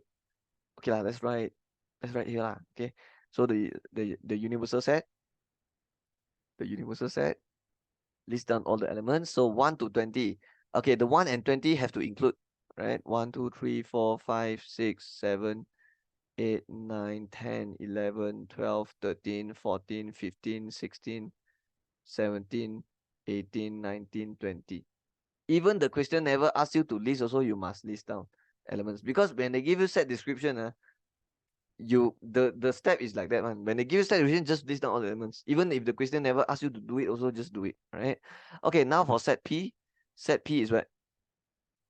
Perfect square. Perfect square. So what is perfect square? Perfect square is, for example, 1, 4, 9, 16. So I think you get the idea. These are all perfect square. Okay. So where all these numbers come from?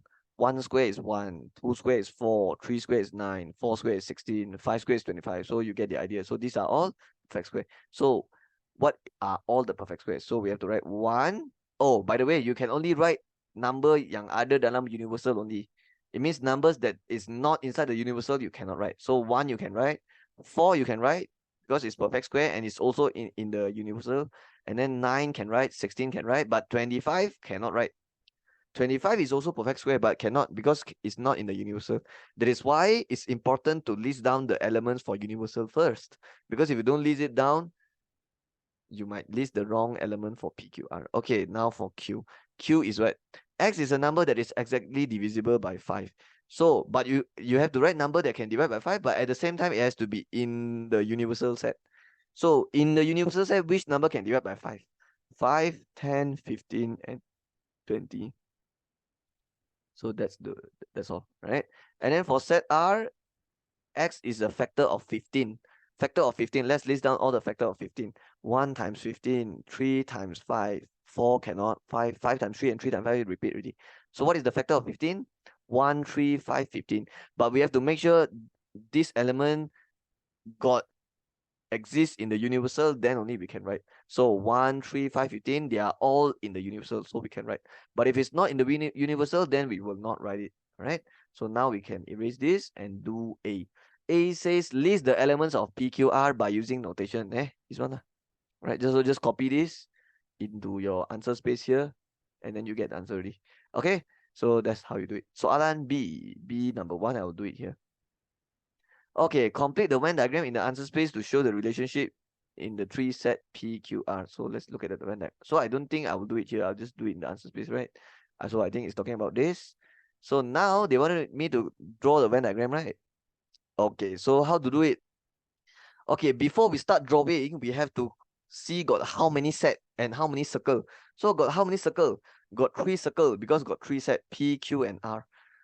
And then the universal set, we will draw it using rectangle, right? Okay, if got 3 set, it's either the relationship is like this, all right, where all 3 have intersection, or it can be like this also, like this also. Like this means these 2 got intersection, these 2 got intersection, but these 2 don't have intersection, this and this, right? So this is one of the possible relationship, or it can also be 2 set like that and then 1 tak ada, okay? Or maybe 3 also separate lah, okay? So what do you think? Let's look at PQR. Ada tak elements yang ada dalam P, ada dalam Q, dalam R? Means tiga set pun ada element yang sama. Ada tak? So we can see P and R got intersection, alright? But the 1 is not in here, right? And then we can also see R got 5, Q also got 5, but P don't have 5, right? So P and R got, and then what else? Is there any other intersection? Okay, 15 and 15 also. Q and R punya intersection, and I think that's all, right? So it means what? P and R have intersection, Q and R also have intersection, but P and Q has no intersection. P and Q has no intersection. So I think I have to draw it like this, right? I cannot draw it like this because like this means all 3 have intersection, then only I can draw it like this. And it's not like this either. So it's definitely like this. And we have to make sure siapa yang tak ada intersection? P and Q, right? So the P and Q has to be here. The R have to be in middle, right? So I think that's how you should draw the Venn diagram, right? It's the only way. So the R have to be in the middle because R and P got intersection, R and Q intersection, but P and Q no intersection. So let's draw like this first in the answer space. So let's draw a circle. Okay, let's use this. All right. So one circle, two, okay, two circle, and then one more. Okay, let's draw it, put it nicely. Okay, good enough. Now we can label. Separate in the middle just now, I forgot already. So R in the middle and then PQ, right? Why why must draw it like that? Because P and Q have no intersection. That is why P and Q, they never touch each other. The P circle and Q circle never touch, right? Okay, first I will recommend right here and here first, right? Means we will start from the intersection. So here we will write the P and R intersection. Let's refer to the elements. P and R intersection is what? One only. So I think here I have to write 1. But remember to put a dot. If you don't put a dot, it's wrong, right? The dot, because the dot means element. So if you don't put the dot, it's wrong, right? Now I will go and look for the QR intersection. What is the QR intersection? 5 and 15. So yeah, just put it in 5 and 15, but I have to put dot, must put the dot, right? Because if you don't put dot, then it becomes number of element, then it's wrong already, right? Okay, now we will look at R, right? So R inside have what? R inside have 1, 3, 5, 15. So 3 is the only one, right? So 3 is the only one yang saya tak tulis lagi. So 3 I have to write here. The 1, 5, 15 is, I already write it. Okay, don't write it anymore. And then let's write here now. So what is inside P? Inside P is 1, 4, 9, 16. But the 1 have already here. So we'll just put 4, 9, 16 here, right? And then finally it's Q. What is inside Q? 5, 10, 15, 20. So 5 have already, don't write. 10, I'll write it. It must be here. 15, don't write, because 15 is here already, and then 20. And then finally, we will look at the universal. Universal, I think it's from 1 to 20, right? 1, 2, 3, 4 until 20. So which number from 1 to 20 is not here? Okay, 1, sudah ada. 2, okay, 2 is not here, so have to write. And then 3, 4, 5, okay, 6 have to write. 7 have to write. 8 is also not here, have to write. 9 ada, 10 ada, 11 tak ada, 12 tak ada, so kena tulis. 13 tak ada, and then 14 tak ada, and then 15 tak ada, 16 ada, and then 17, 18 tak ada, kena tulis. 19 tak ada juga, and then 20 sudah ada, right? So this is how your Venn diagram should look like. So now we can do the second part. So let's see what they want. Find the set for P union Q intersect R complement and P union Q intersect. Or find the, oh, this one is the same, but this one they got put an N, right? It means they want to find number of elements lah. Okay, how to do it? Okay, if they want P union Q, means you have to take all the elements inside P. Oops. It means you have to take all the elements inside P and all the elements inside Q, right? So what is the P union Q? So take everything inside P. So everything inside P is what? 1, 4, 9, 16, right? So 1, 4, 9, 16 combined with Q punya element, which is 5, 10, 15, 20. So it will be 5, 10, 15, 20 like this. So this is the P union Q answer, right? But we still have to intersect with R complement. What is R complement? Means everything except R. It means selain daripada R, right? So selain daripada R, what is R complement? So R is 1, 3, 5, 15. And then everything except this is what? It's 2, 4, 6. Okay, because everything except 1, 3, 5, 15. So 2, 3, 4, 5, 6. And then 7, 8, 9, 10, 11, 12. 13, 14, 15 no, because except R. And then 16, 17, 18, 19, 20. Yeah. And then now, okay, this one later only I find. And then now equal what? Okay, what is this set intersect with this set? Intersect, what is intersect? Intersect means you choose elements that repeat. You choose element yang both this set ada. So which element exists in both these two set? So which element exists in both two set? 4, okay, 4. 9 also, yes. And then 16, yes. 5, 10, 15, 20. 5, not here. 10, yes. But I think I have to write in ascending order. So let's put a 10 first, followed by 16. And then last is 20. So 20, yes, there is in both sides. So that is the answer. But they also want me to find the N for P union Q intersect R complement, right? Okay, the N here represents what? The N here means number of elements, means bilangan unsur. So you just count it out. 1, 2, 3, 4, 5. So that's the answer. All right. Okay, let me just double check. Okay, because I takut I write wrong. P union Q. Let's see. P union Q. 1, 4, 9, 16, 5, 10, 15, 20. Okay. R complement. 1, 3, 5, 14. So 1, 2, 3, 4, 5, 5. 1, 2, 3, 5, 15. Yeah, I think I do it correct, right? 1, 3, 5, 6, 7, 8, 9, 10, 11, 12, 13, 14, 15.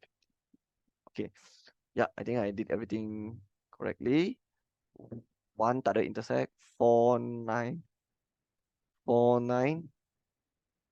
16 also got right. 5, 10, 15, 20. 5 not here, so 10 have to write. 15 not here, 20. Yeah, I think that's the answer. Okay. Okay, let's do number 14. The data in diagram 8 shows the mass. So this is definitely measures of dispersion, right? But it's an ungrouped data, right? Just look at the data, it's ungrouped, right? Okay, it shows the mass. How to know it's group data or ungrouped data? If group data, they will give you class. Example like this. This is what we call a class, right? Okay, but this one tak ada class, so it's ungrouped data of 2 group participants who registered for Jom Sihat program. So these are all mass. This is group A mass, this is group B mass. So A says, based on the data, complete the stem and leaf plot in the answer space. So let's look at the answer space here. Okay, so this is what we call the batang daun, the stem and leaf plot, right? So how to plot the batang dan daun? All right. First, they already plot some data for me. 42. Okay, they got put the key here, right? The kunci. What is the kunci? 2, 4, 5 bermaksud 42 kg and 45. So 2, 4, 5. So this one 42, 45. Okay, understand. All right. So it means 42, 43, 43, 48 have to cancel it because they label already. 42, 43, 43, 48. Right? And then for group B, 45, 48. So 45, 48. 45, 48 have to cut it because they label already, right? And then how many 49? 49, 49, 49, 3 times, right? So 49, 49, one more 49. Okay. All right. Now only we start to complete our plot. So the first thing here is we will plot which number? We will plot 60. 60, 79. Let's go. 60, 79. So the stem will be 6. Then the leaf will be 9. 60, right? Sorry. 60. So this one is 0. And then 79, right? Okay, let's double check. 60, 79. Yeah, correct. And then 85, 49. 85, 49. Let's go. 85. So the stem is 8. And then 85. 49. Okay, I think I have to put here, right? And 9 is memang bigger than all these numbers. Oh, by the way, when we plot the stem and leaf, we have to make sure the smaller number have to be closer to the stem, right? The smaller the number, it means small number have to be closer to the stem, right? And this is the stem, right? Okay, so 49. Okay, and then next one is 70, 55. 70, 55. Let's go. 70. So this is 7. How to write? So the 9 have to push back here already. And then here have to write 70. Why? Because I tell you already, right? Small number have to write nearer to the stem. So 70 have to be here. And what's the next number? I forgot. 55. So yeah, 55.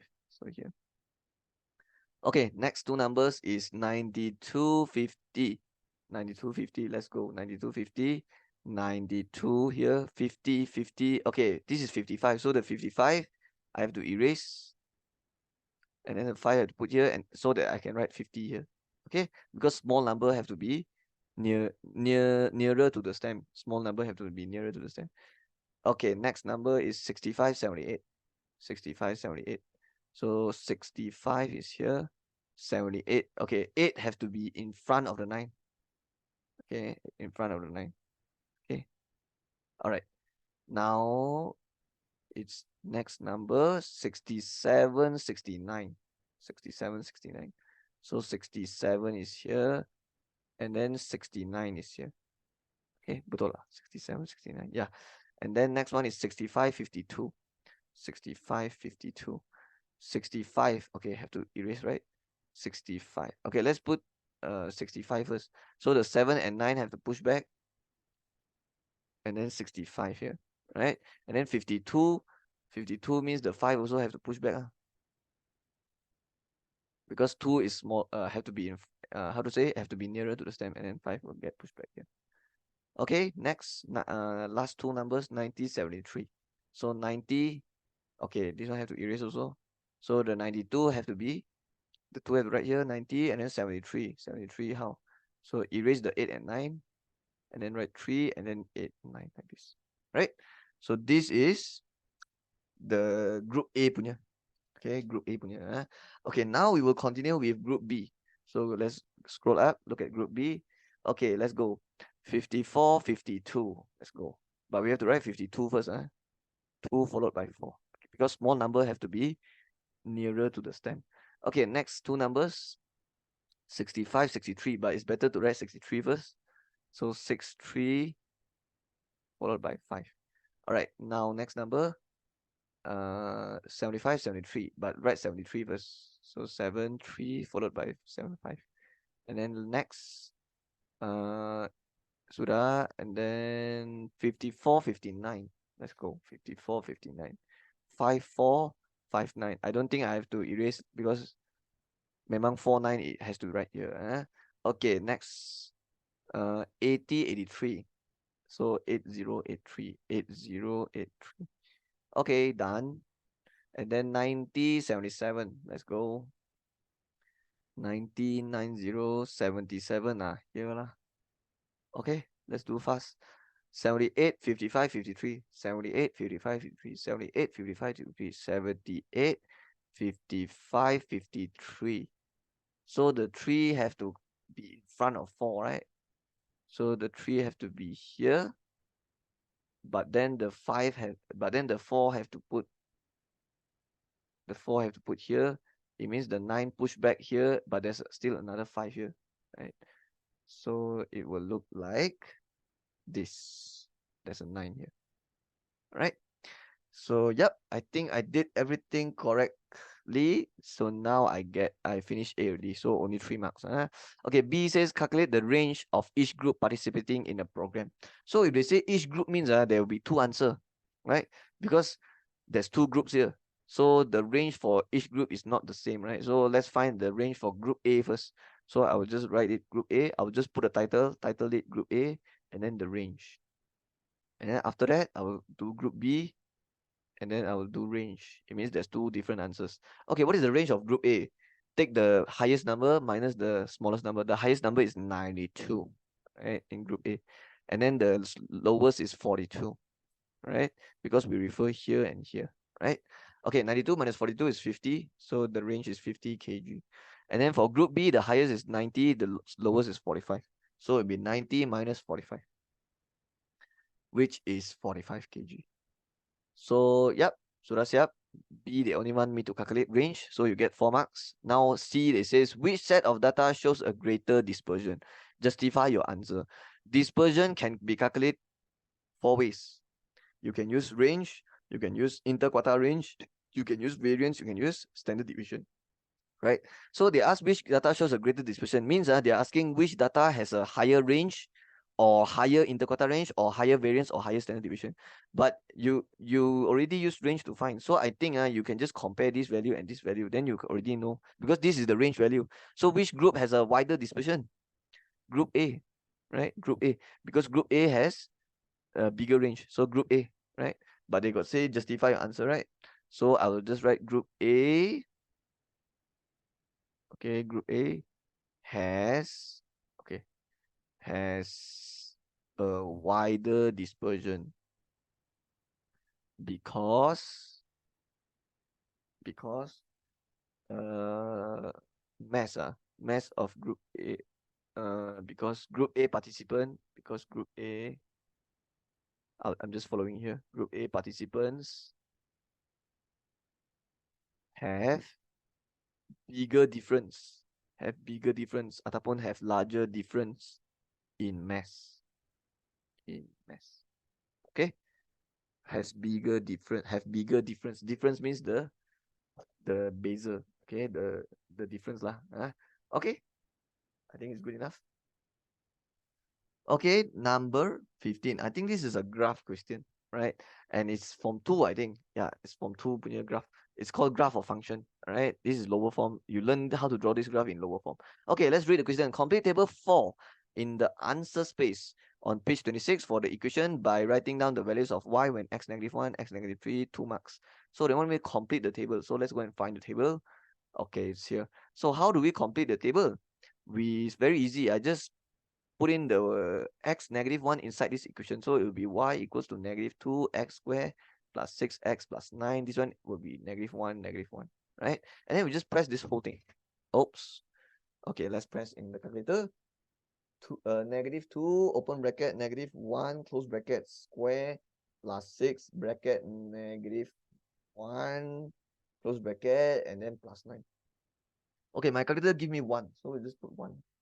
And then just repeat the same thing, but this time you put 1.5, right? So here is 1.5, 1.5.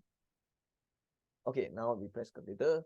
-2, bracket 1.5, close bracket, square, plus 6, bracket 1.5, close bracket, plus 9. Okay, now we press. The calculator give me 13.5. So better to write in decimal, because later we have to plot the graph. If you write in fraction, it's very difficult, right? Very difficult to plot later. So I recommend writing in decimal. Ayo, why my handwriting so ugly? 13.5. Okay, so that's part A. Okay, now part B, I'm sure they will ask me to draw graph now. Okay, B says, for this part of question, use the graph paper provided. You may use a flexible curve ruler. By using a scale of 2 cm to 1 unit on x-axis, 2 cm to 5 unit on y-axis, draw the graph. Okay, 2 cm to 1 on x-axis. But look at the table now. The smallest value x is -3, 5, and then y is -27, smallest one, and then the highest one is 13.5, right? So what I do now is go to the graph, all right, and then I will draw the y-axis. But where should I draw? Should I draw it here? Should I draw it here, or should I draw it here, or here, or where should I draw it? Or maybe I should put in the middle my y-axis. Where should I put it? Okay, when you draw your y-axis, you look at your x value. You see, your x value, smallest is -3, highest is 5, right?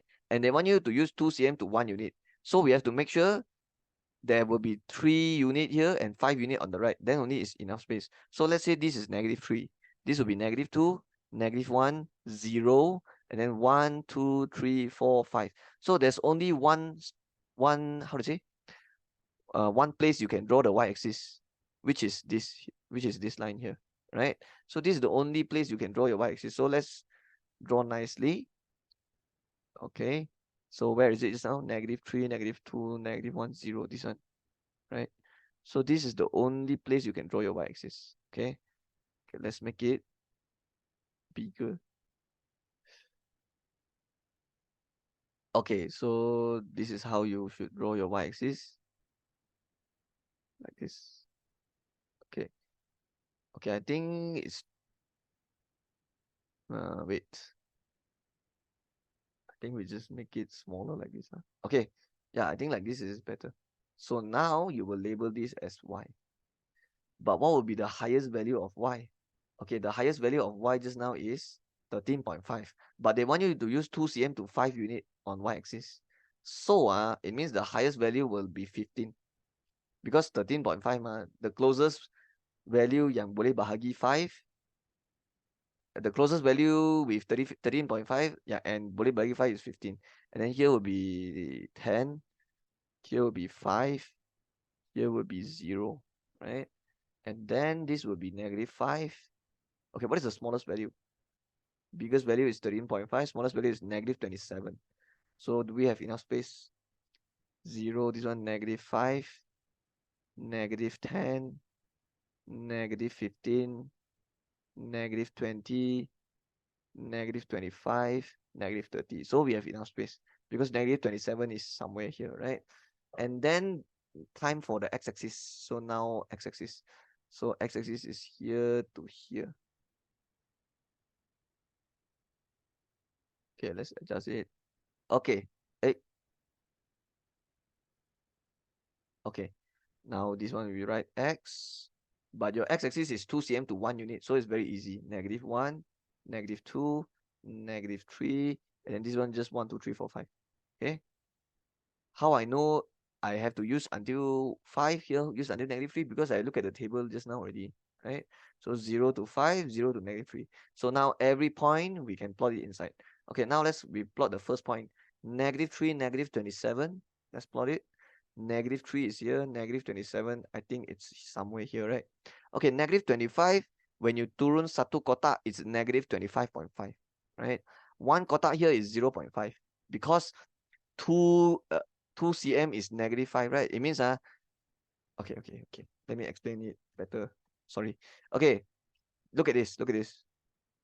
Here +5, right? Here to here 0 to 5 have +5. So one kotak kecil is how much?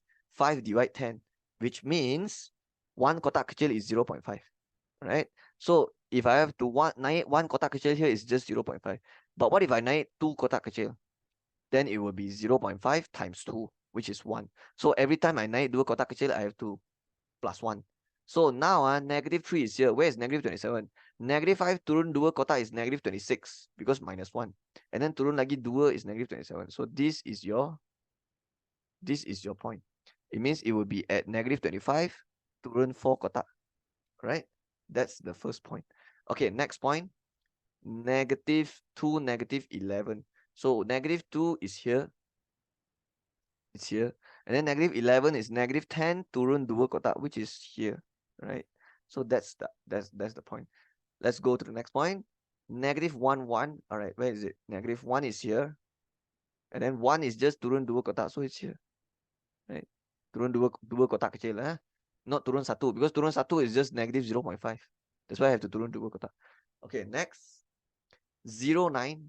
Okay, 0.9. So let's go 0.9. Where is 0.9? 0 is here. 9 is just 10 turun 2 kotak. Okay, so I think I plot it already. Next one is 1.5, 13.5. Let's go. 1.5 is 1 and 2 in the middle. 13.5. Where is 13.5? Okay, 15 turun 2 is 14. 14 turun 2 is 13. Then don't turun 2 lah, turun 1. So this one. This is your 13.5. It means 15 have to turun 3 kotak kecil. 15 tolak 3 kotak kecil. Right? And make sure you plot at 1.5. Right? So yeah, perfect. Next one, 3.9. Where is 3.9? Okay, 3 is here. 9 is just 10 turun 2 kotak kecil. Right? Okay, done. Next one is 4.1. Oops. Okay, 4.1. And then plot it lah. Just plot it. 4 is here. 1 just naik 2 kotak. Okay, yeah. Okay, last one. Finally. 5, -11. And then we can draw already. 5, -11. Where is it? 5 is here. -11. -10 turun 2 kotak. Okay. So yeah, I think I plot everything nicely. Now it's time to draw the graph. So obviously it will look like a quadratic curve, right? Like an N shape. So how should we draw it? Okay, I will first draw from here first, all right? Because this is the difficult part, right? So I will make sure I draw from here to here, lah. Okay.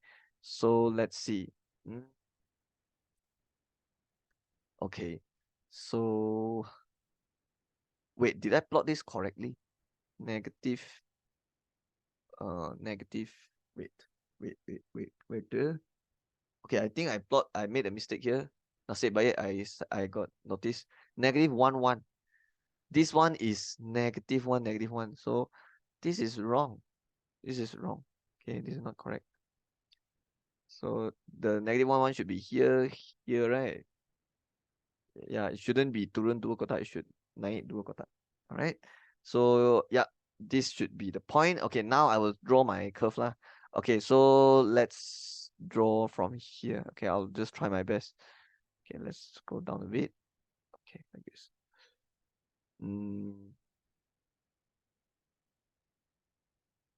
Okay.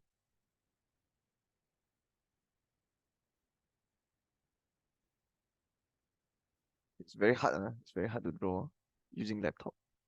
So I'll just try my best.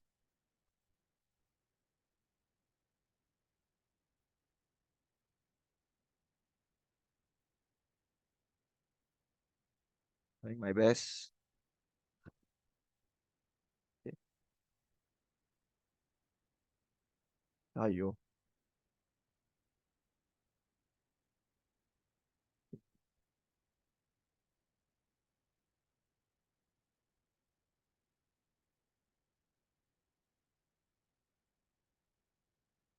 Okay lah. Yeah, it's like this. Oops. Whoa, whoa, whoa, whoa, whoa, whoa, whoa.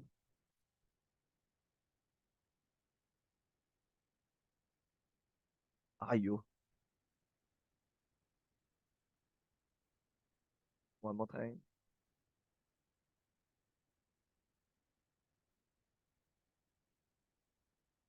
Okay, not nice. Okay, not nice. Okay, not nice. Okay.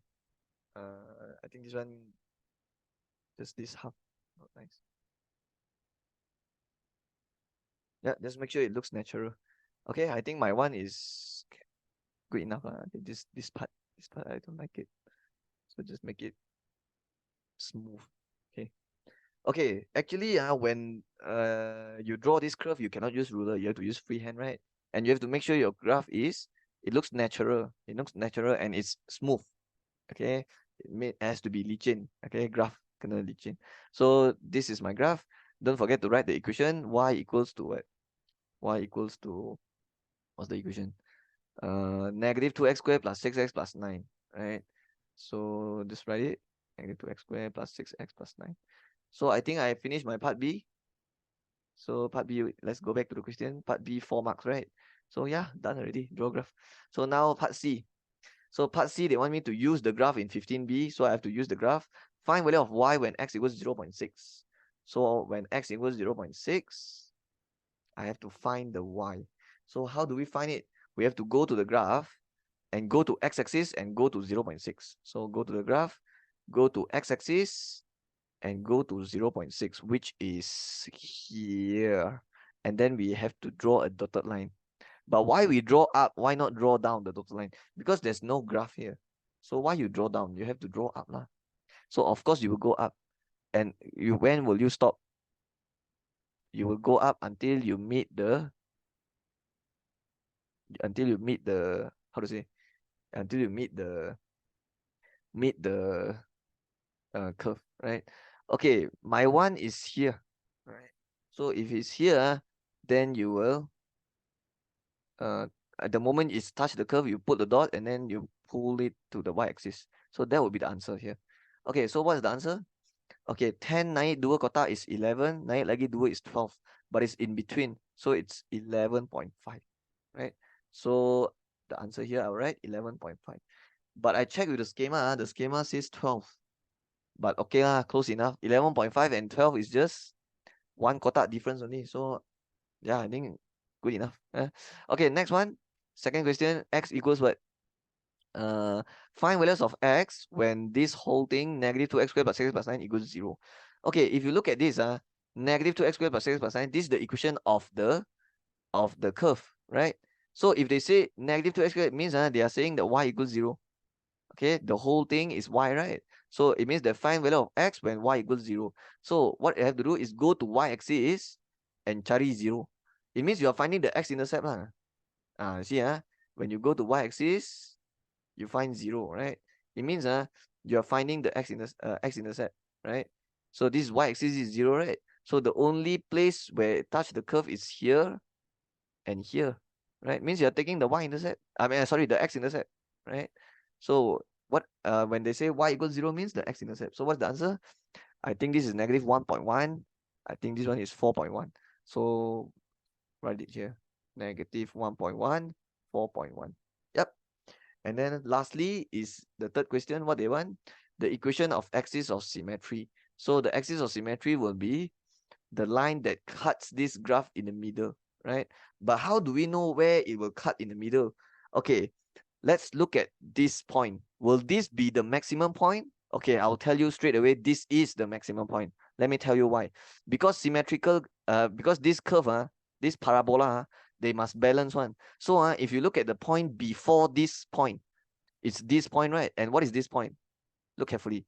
It's 0, 9 and 3, 9. So can you see they have the same y coordinate? This is 0, 9. This is 3, 9. So if you draw a line here, definitely this is 9, this is also 9. So the middle will be this and this bahagi 2.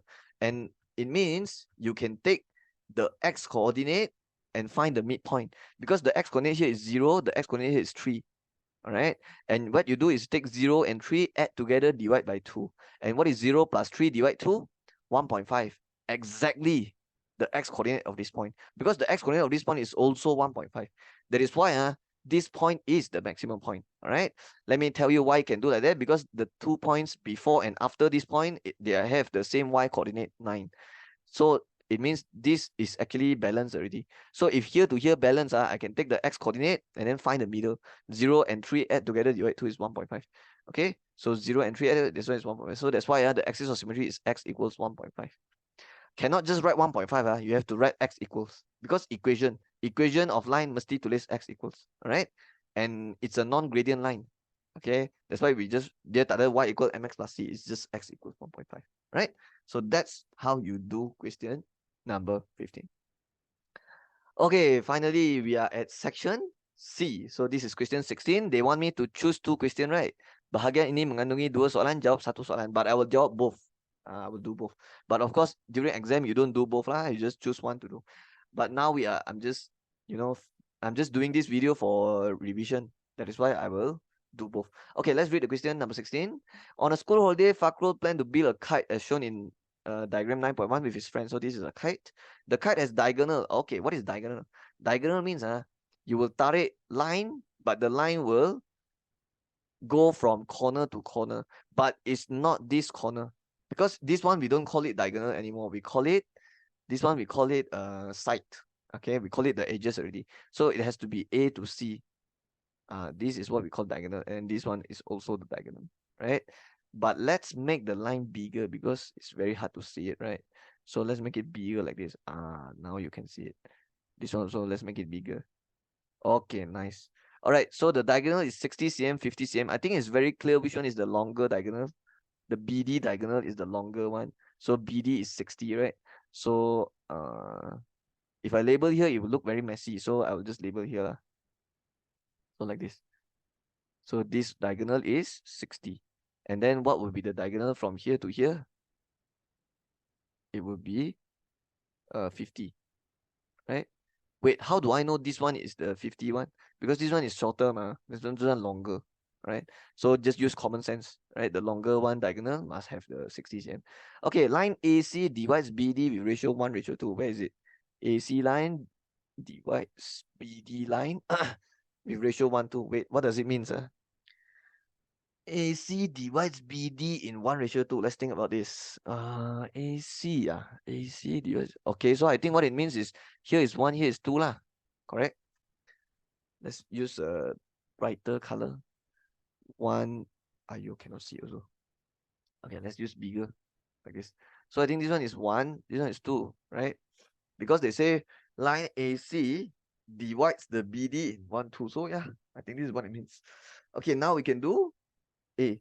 Oh, if by the way, if this one is ratio 1:2, can I find the length here from here to here? Can, right?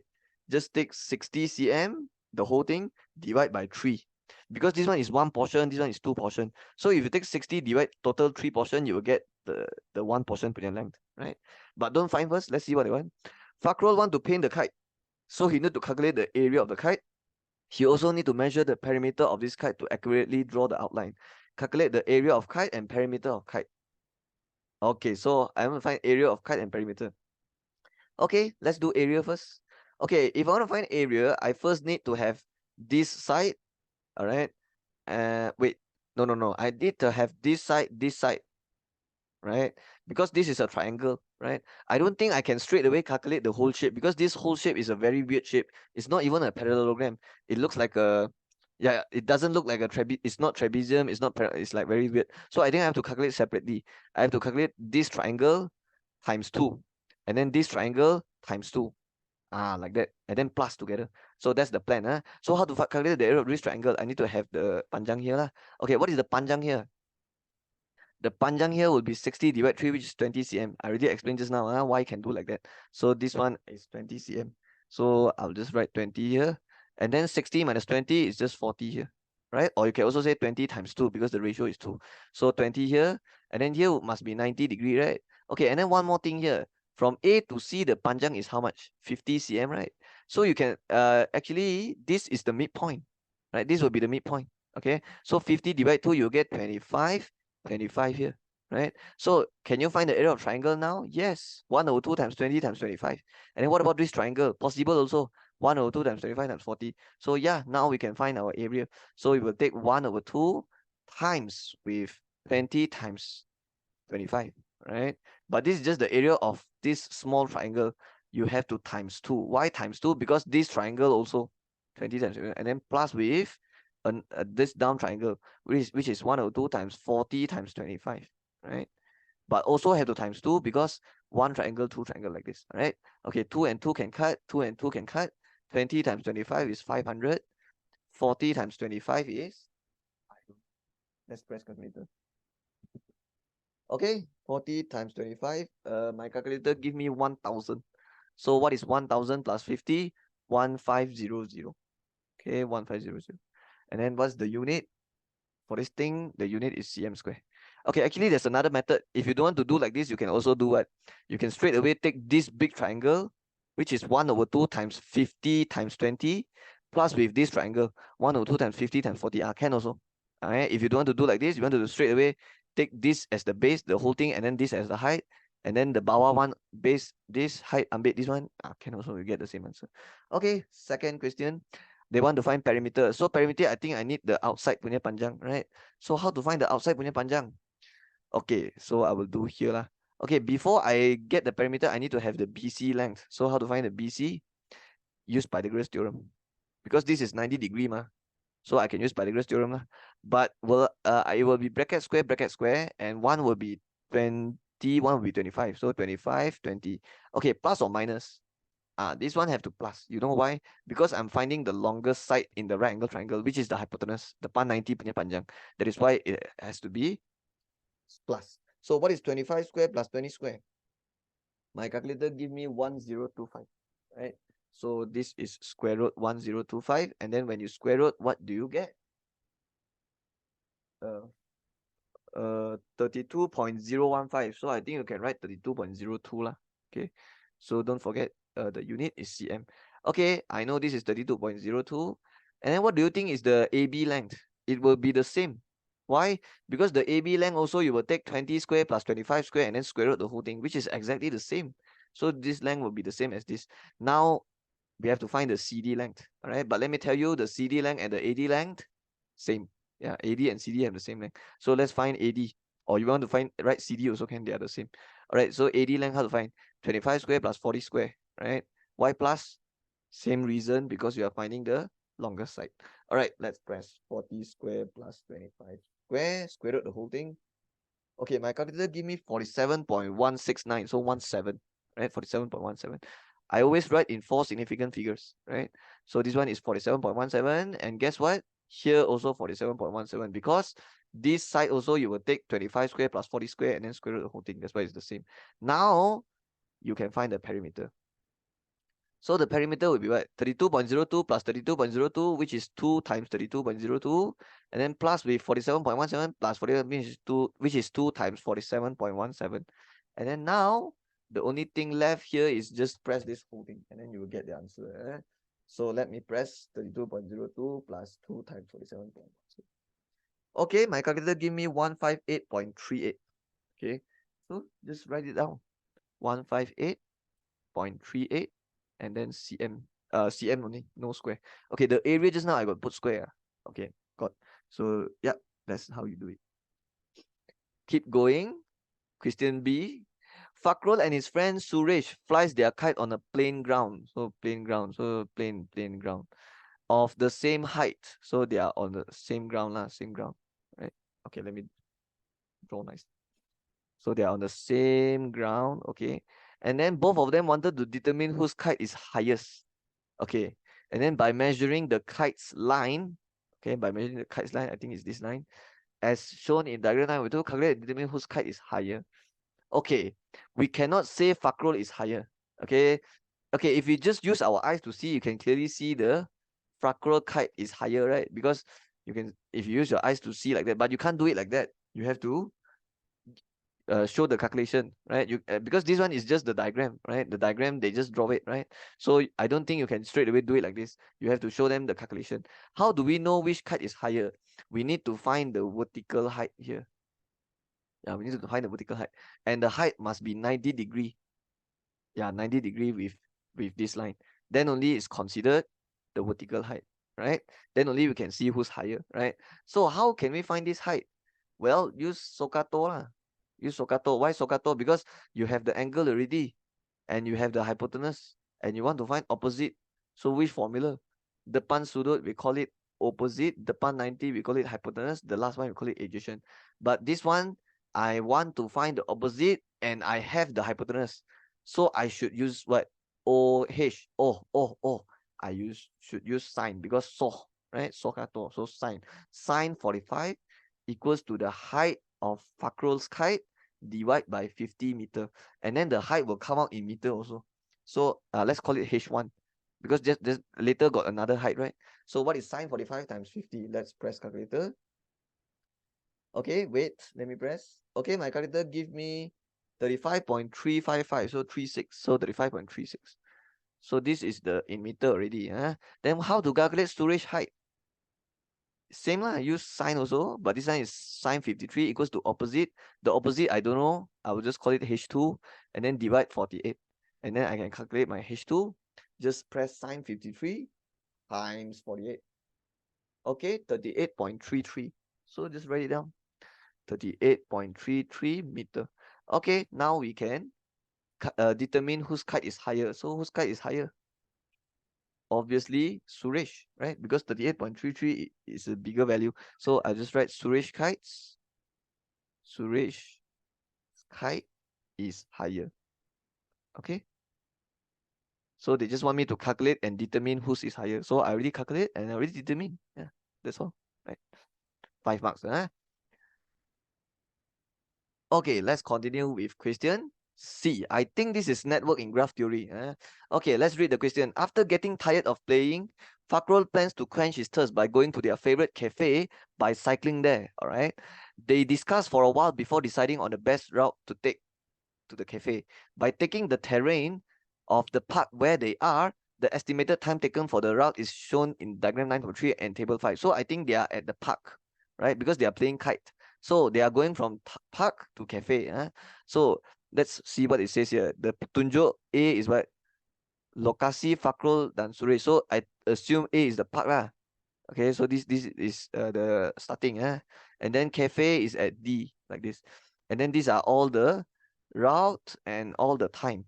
Okay, number 1 says draw a complete directed, this word very important, directed graph to represent all Fakrul's and Suresh's path. Hey, what is directed? Directed means it means got direction. It means later is one way. It means if they say A to B, it means A is the initial vertex, B is the terminal vertex. What is initial vertex? What is terminal? Initial means A go to B. It means the arrow have to point from A to B.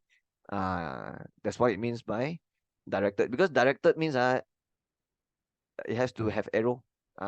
It's like one way. Kena other direction. So A to B is 5. So let's draw. Where is the? Oh, here. Okay, then let's use here. So A to B like that, right? But do I have to label the? Okay, of course I have to put arrow, right? But do I have to label the time, which is 5 minutes? They never say weighted graph, right? So maybe no need, because they just say directed graph. If they say directed graph and weighted graph, then we have to label because it's weighted, right? But they never say, so how? Okay, I think just to be safe, you just label it lah. Okay, just to be safe. So let's just put the 5 minutes there, right? Just to be safe, right? So 5 minutes. Okay. Okay, next one. Next one is AF8. And remember, this is directed, so A to F8. So kena other arrow, A to F. And the arrow must go to F like that. Okay. Because it's AF, not FA. Right? So it's 8 minutes. Okay, continue. Next one is B to C6, BE10, BC6, BE10, BC6, BE10, BC6, BE10, BC6, BE10. Make sure the arrow is pointing to the correct direction. Okay, next one is CD4, ED5, CD4, ED5, CD4, ED5, CD4 minutes, ED5. Make sure the arrow is going there. And then the last one is FE3. So label it FE3. So F to E, and the arrow have to go from F to E. This one is 3 minutes. Yep, that's all. Now we finish part the number 1. Now we can do number 2. State the fastest path and the time in minutes taken. So I want the fastest path in minute. So fastest path that he can take. Okay, do you remember have to start from A, right? And then have to end at D. So from A to D. So the fastest path is where? A to D. Let's see. If I go here, 5, 6, 4, it will be 15 minutes, right? Because 5 plus 6, 11 plus 4, 15. But what if I go like this, like this, like this? It will be 15 plus 5, which is 20. Not the fastest path. What about here? 8 plus 3, 11 plus 5, 16. 16 is not faster than 15 minutes. So is there any other path? Don't have already. So I think the fastest path is go from here lah. So A to B, and then B to C, C to D, right? So this is the fastest path, right? But they want you to calculate the total time, right? State the fastest path, state the fastest path and the time. So I already state the fastest path. I also need to write down the time, okay, the time taken. So the time taken for the fastest path is 5 minutes plus 6 plus 4, which is 15 minutes. So this is the fastest time taken for the fastest path, right? Okay, sudah siap? Now we are at our last question. Okay, finally, let's go. Number 17. Manav is a retiree and plans to plant durian and rambutan trees in his village. The table 6.1 shows the price of durian and rambutan sapling that he will buy. So this one is price per durian tree. This one is price per rambutan tree. So this is price, 15 and 12. So let's read. Assuming the number of durian is X, so X represents number of durian seed. And then Y is number of rambutan seed. State 3 inequalities that can be formed based on the following situation, and then they give you 1, 2, 3, right? Okay, so I think first thing first, I will do this. Let's see, did they give me any space here? Okay, I think I'll just do it here. I'll do it here. So we have X and Y, all right? X and Y. Wait. Okay lah, can lah. I think let's do it here. Okay, so we have X and Y. X and Y. Okay. So X and Y, but X is what? Durian seeds, right? So I'll just write durian. I just write rambutan. Okay. And then here I'll write X. Here I'll write Y. Okay. And the XY represents what? Seed. So I just write number. Okay, number. And then the price for one durian is 15. So if I want to buy X amount, it will be 15X. And then price for one is 12. But if you buy Y, it will be 12Y. So this one is RM, the price, right? After you write down this, now only I will start to write down the inequalities. So the first one, I'm still doing A. I'm still doing A. So the first one, total number of rambutan and durian must be at least 12. So what is the symbol for at least? Sekurang-kurangnya, what is the symbol? Bigger sama dengan. Okay, at least means bigger sama dengan. So total number of rambutan and durian will be X plus Y. And then bigger something like 12. You cannot write 15X plus 12Y. That one is the price, not the number. Okay. Okay, number 2. What is number 2? Total cost of planting. Cost. Got RM. But this one is not exceed. Not exceed means the symbol will be smaller sama dengan. Because not exceed means tidak melebihi. So kena kecil ataupun sama dengan. And then the total cost will be 15X plus 12Y. And then smaller sama dengan 600. Okay, this one can actually kecilkan. How do we kecilkan? Divide by 3. So divide by 3, 5X. Divide by 3, 4Y. Divide by 3, 200. Right? Okay, now time for my third inequality. What is my third inequality? Based on the size of orchard, the number of durian must not more than smaller sama dengan. So number of durian, is X. and then not more than smaller sama dengan rambutan, which is y. So x smaller sama dengan y, right? So make sure when you read this, you be careful. You read, see whether they are talking about the number or the price. If you talk about number, you take xy. If you talk about price, cost, you take the 15x 12y. Okay, I already finished part A, 3 marks. Now I have to do part B. Part B, they ask us to draw and shade the region. So I'm sure I'll be using graph paper, right? But before you do that, you have to convert all this inequality to equation first, right? Because you want to draw these lines. So you have to convert to equation and find 2 points, right? So that you can plot in the graph later. So the first line is x plus y equals 12, right? So can you see I already changed the inequality to equal, right? But I will open 2 bracket. Or maybe some teachers teach draw a table, can also lah, up to you. You can draw table also. But I usually just use bracket. So what I will do is I will find 2 points. Usually what are the 2 best points you can find? X equals 0, y equals 0. It means you find the x-intercept and y-intercept. And then next line will be 5x plus 4y equals 200. And then same thing, just put x equals 0, y equals 0. You need to find at least 2 points. And then this one is x equals y. Same thing, you need 2 points. All right, x equals 0, y equals 0. Okay, let's try to put in x equals 0 here. What happens if x equals 0? My y will be 12. What happens if I put y equals 0? My x is also 12. What about here? X equals 0. 4y equals 200. So y will be 200 divided 4, which is 50. But if I put y equals 0, my x will be 200 divided 5, which is 40. And then what is this? If x equals 0, y will be 0 also. But what if I put y 0? My x will be 0 also. But can you see these 2 points? They already repeat. It means I have to choose another point because I can only plot the line when I have 2 different points, right? So I need another point. So which point I can use? Let's use 40 lah. Okay, why I use 40 is because I know there will be a 40 because this 40 here got 40 so I think here can use 40 also. So if x is 40, y is also 40. But let me tell you something, you tak semestinya guna 40 40. You can choose any number you want. You can even put 10 10, 20 20, 30 30, 40 40, any value you want. All right, even 50 50 also can. All right, but don't put like 1 million 1 million because you know if you put like that later you can't plot, right? So make sure you put the value yang you boleh plot, right? Okay, I'm done. Now we can draw the graph. So let's go to the graph. So where's the graph? I couldn't find it. Okay, it's here, right? Oh, they never give us the scale, so we have to determine the scale ourselves, right? So just by looking at these values, 12, 50, 40, 40. So what is a suitable scale that I can use here? We have 50. We only use the y coordinate highest is 50, right? And then the x coordinate 40. So what value we can use here? So let's put a 0 first. So I think you can use 10, right? I think 10 is a suitable scale because all our points is like 10, 20, 30, 40, 50 like that. So let's just put 10 here and then 20, 30, 40, 50, and then yeah, I can even put 60 here. And then this will be your x-axis. And then this will be 10, 20, 30, 40, 50, and then 60, 70, 80. Okay. And then 90, 100. And then this will be my y-axis. All right. Okay, now we can plot our points. So the first point is 0, 12, 12, 0. And then x plus y equals 12. 0, 12, 12 zeros.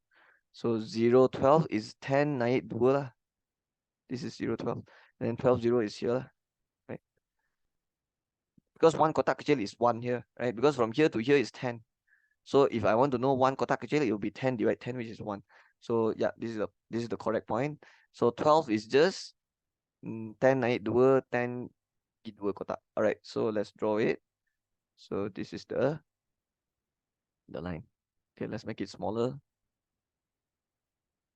Okay, so this is the line. Let's draw it nicely. Oops. Okay, I think this is good enough. Yep. So write the equation. Don't forget to write the equation also. The equation very important. Okay. Okay, none. Next line. What is the next line? 0, 50, 40, 0. 0, 50, 40, 0. So let's plot. 0, 50 is here. 40, 0 is here. And then draw a line. So when we draw the line, we have to make sure God passes through. Okay, like this. Okay, Yeah. And then don't forget the equation 5x plus 4y equals 200. Okay. Yeah, that's the second line. 5x plus 4y equals 200. Yeah. And then 0, 0, 40, 40. Let's go. 0, 0, 40, 40. 0, 0 is here. Okay. 0, 0. And then 40, 40 is here. And then just draw a line. Okay, done. And then the equation for this is x equals y, right? Okay, I forgot to draw the y-axis and the x-axis, so let's draw it now. But I have to make it smaller first. Okay, let's draw the y-axis. It's here to here. Okay, and then my x-axis is here to here. Okay, yeah, this is my graph. So now I can shade. Okay, because they want me to draw and shade, right? So if you look back to the question, they want me to draw and shade the region. So I already draw the graph. So how to shade? We have to look at the inequality sign, right? Okay, x plus y 12. We have to make sure y positive, and then we have to look tengok dari y. So the y already positive, tengok dari y. What is the symbol? Bigger. But if one day if your y is negative, then you have to pindah to positive, then only tengok from the other side. Okay, but if the y is positive already, then you can straight away tengok, and this symbol is bigger, right? So tengok dari sini, y bigger. But which line? The x plus y 12 line have to be bigger. So which line is x plus y 12? This one. But they say bigger, right? So this line bigger means what? It means your shaded region is here, right? So it means this is possible. These are all the possible spot, right? It cannot be here. Hello, this one, okay. X and Y represents number of seed. Number cannot negative. So tak boleh ada shaded region sini, tak boleh ada shaded region sini. Okay, everything happens in the first quadrant. Okay, next line. What is it? 5x plus 4y 200. Make sure is y positive and then tengok dari y. So y is already positive and then tengok dari y. What is this symbol? Smaller. But which line? Definitely the 5x 4y line. So which one is the 5x plus 4y line? This one. So they say smaller, right? So it means definitely not this one and this one, because smaller it means here and here, right? So we only left with these two. So how do we know which one? We look at the third inequality, which is x smaller y. This one you don't go and lower it smaller. It's wrong. You have to lower it bigger. The shaded region is at bigger because you have to tengok dari y positive. Can you see y is already positive? You have to tengok dari sini. So when you tengok dari sini, it's not smaller, it's bigger. So have to be careful. So this one actually bigger. So when you shade, you have to shade bigger. But which line? The x equals y garisan, which is this line. So I have to sketch bigger means here, right? So definitely I know the answer already, right? It's not this one, right? Because it cannot be below this line. So it's here. This is my shaded region. So now I will shade here. Okay, make sure you shade nicely using ruler. So like this, right? You see, don't be like me, you see. Already shade until outside already. So yeah, shade nicely. So just use a ruler to shade. Okay, this is the answer. And make sure when you shade, don't shade until, how to say? Don't go for the y-axis, right? Because I mentioned already, it has to be always positive, right? So that's the answer. Finish, right? Now we can continue with part C, right? So part B over, finish already. Part B, they want to draw and shade. So that's it. Okay, part C is this. From the graph, determine the range of number of rambutan. Rambutan is X or Y? Let's go and look back. Rambutan is Y. So they want me to find the range of Y that can be planted if Manav plants 15 durian trees. 15 is the X. So how to do C question 1? When x equals 15, and then find the range of y. If they want to find range means they want you to find the y minimum and they want you to find the y maximum, and then they want you to write in this format. You will put the minimum value here, the maximum value here. This is what it means by range, right? And can you tell me what is this symbol? When you see this symbol like this, it means what? It means in between. It means in between. So next time in exam, if they ask you to find range, means you find the minimum and maximum, and then you write in this format. Okay, it means y has to be in between something. Always put a small number in front, and then the big number at the back. Okay, let's go to x equal x-axis and then find 15. So where is x-axis? Here. Where is 15? Here. And then what you do is you tarik satu dotted line, right? But when you tarik until when? The moment you touch the shaded region, that's when you stop. The moment you touch the shaded region, that's when you stop, and then you tarik to the y-axis. That is your y minimum. That is your y minimum. So what is your y minimum? 15. So let's go and write 15. Okay, some student they will ask me this, like I received some WhatsApp. Some student ask me like, sir, how you know when to stop the line? You look at the shaded region. You look at the shaded region. It depends on the shaded region, right? If I want minimum means you tarik until it touch the shaded region, then that's the minimum value. But if you want maximum, you will tarik until the last contact point with the shaded region. Means you will keep going until where? Until here. This is when you stop, right? Why not keep going? Because there's no shaded region here. Why you keep going? It means the maximum already is the maximum is here. Like you only tarik until here. This is the last contact point with the shaded region, and then you tarik here. 31, right? So this one is the maximum. This one is minimum, this one is maximum, right? So what if you lorate salah? What if you shade the wrong region? It means this part you salah also lah, right? Because if you shade the wrong region, definitely your C1 and your C2 all ikut salah. So how much is now? 31, right? So the range will be like this. Always put the smaller number depan. So it means y have to be bigger than 15 but smaller than 31 at the same time. So this is the range. Okay. So I think I can continue with question number 2. Let's scroll up a bit. Okay, what they want. Number 2, they say, what is the maximum planting cost that Manaf has to spend? Maximum cost. So how to calculate maximum cost? Maximum cost. Okay, if we look back here, there is an inequality for cost, right? So the cost will be 15x plus 12y, right? So let's see. Okay. Jawapan mesti berada di bucu.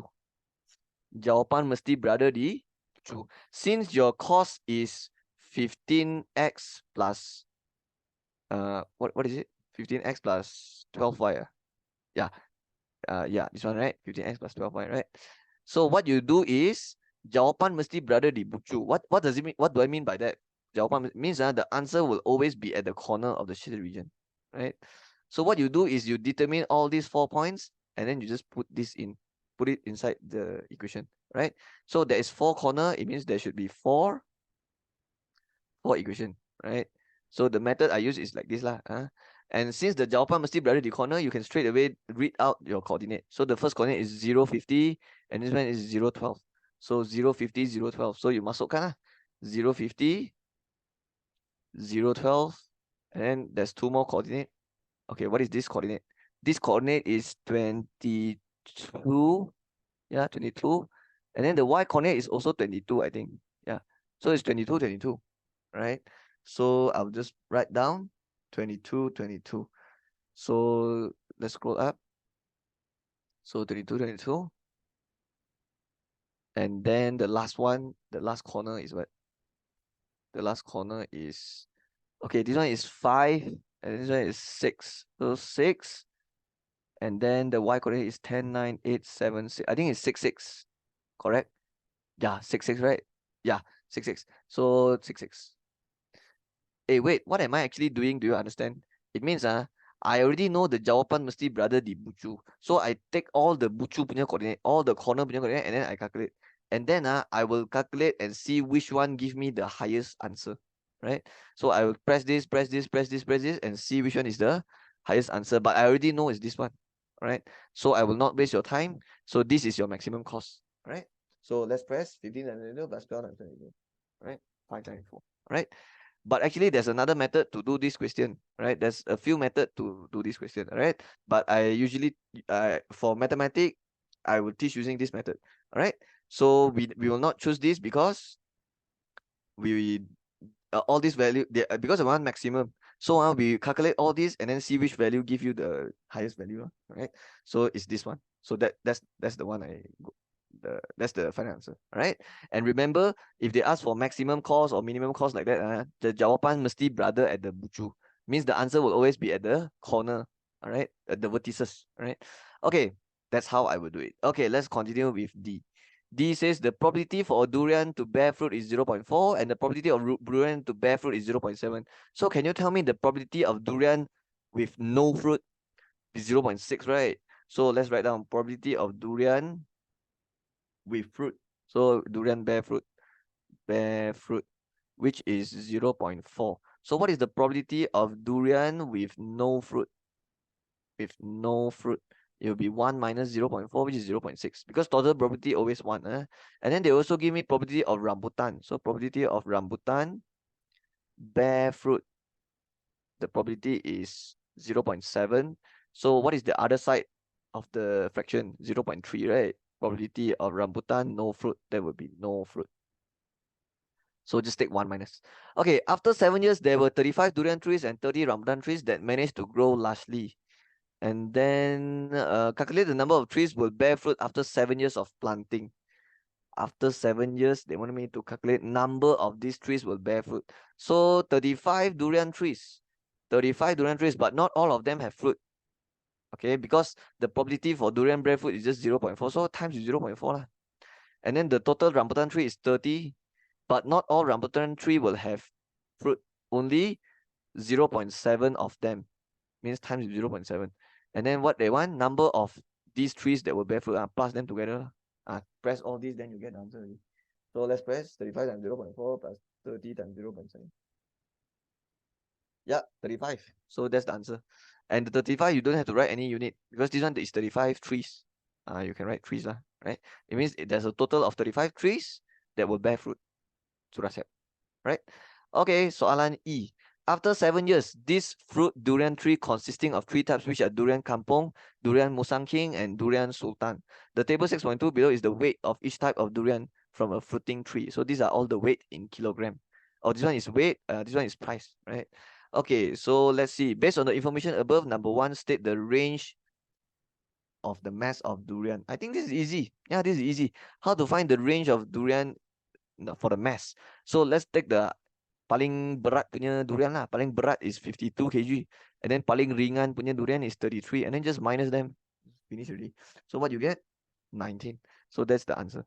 And then for second question, they want me to calculate mean, but for the price per kg for all 3 types. So I think I have to look at the price, right? So what would be the mean? It will be 10. Oh, wait. This one is price per kg. Let's see. 10. So I don't think I can take 10 plus 50 plus 25, correct? Because this one is price per kg. So I think I have to take 10. My mean will be 10 times with 33. All right. You know why I have to times? Because 10 ringgit is not the price of 1 durian. It's the price of 1 kilogram durian. Right. And if there's 33 kilogram, then the total price will be 10 times 33. It means the 33, 47, 52 is like a frequency already. This is actually become frequency. So I have to take 10 times 33. And then 50 also have to times 47. And then plus with 25 also times 52. Okay, because it doesn't make sense. If you just take 10 plus 50 plus 25 and then divide 3, it's like there's only 3 durian, which is not, doesn't make any sense. So I think you have to times first. And then you will divide with 33 plus 47 plus 52 like that. I think this is the correct way to do it. Okay, because I explain one more time, because this 25, 50, 10, these are all price for 1 kg.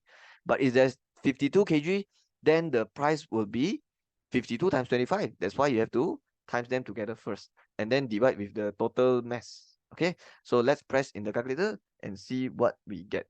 So let me press.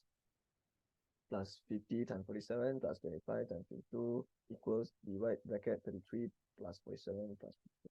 Okay, I straight away press the whole thing already. It's 30.15151515. So 30.15. But don't forget to write the RM because this one is mean price. And then they say per kg, right? Okay, put per kg here. Per kg. Okay, that's all. So is that the whole thing? Yeah.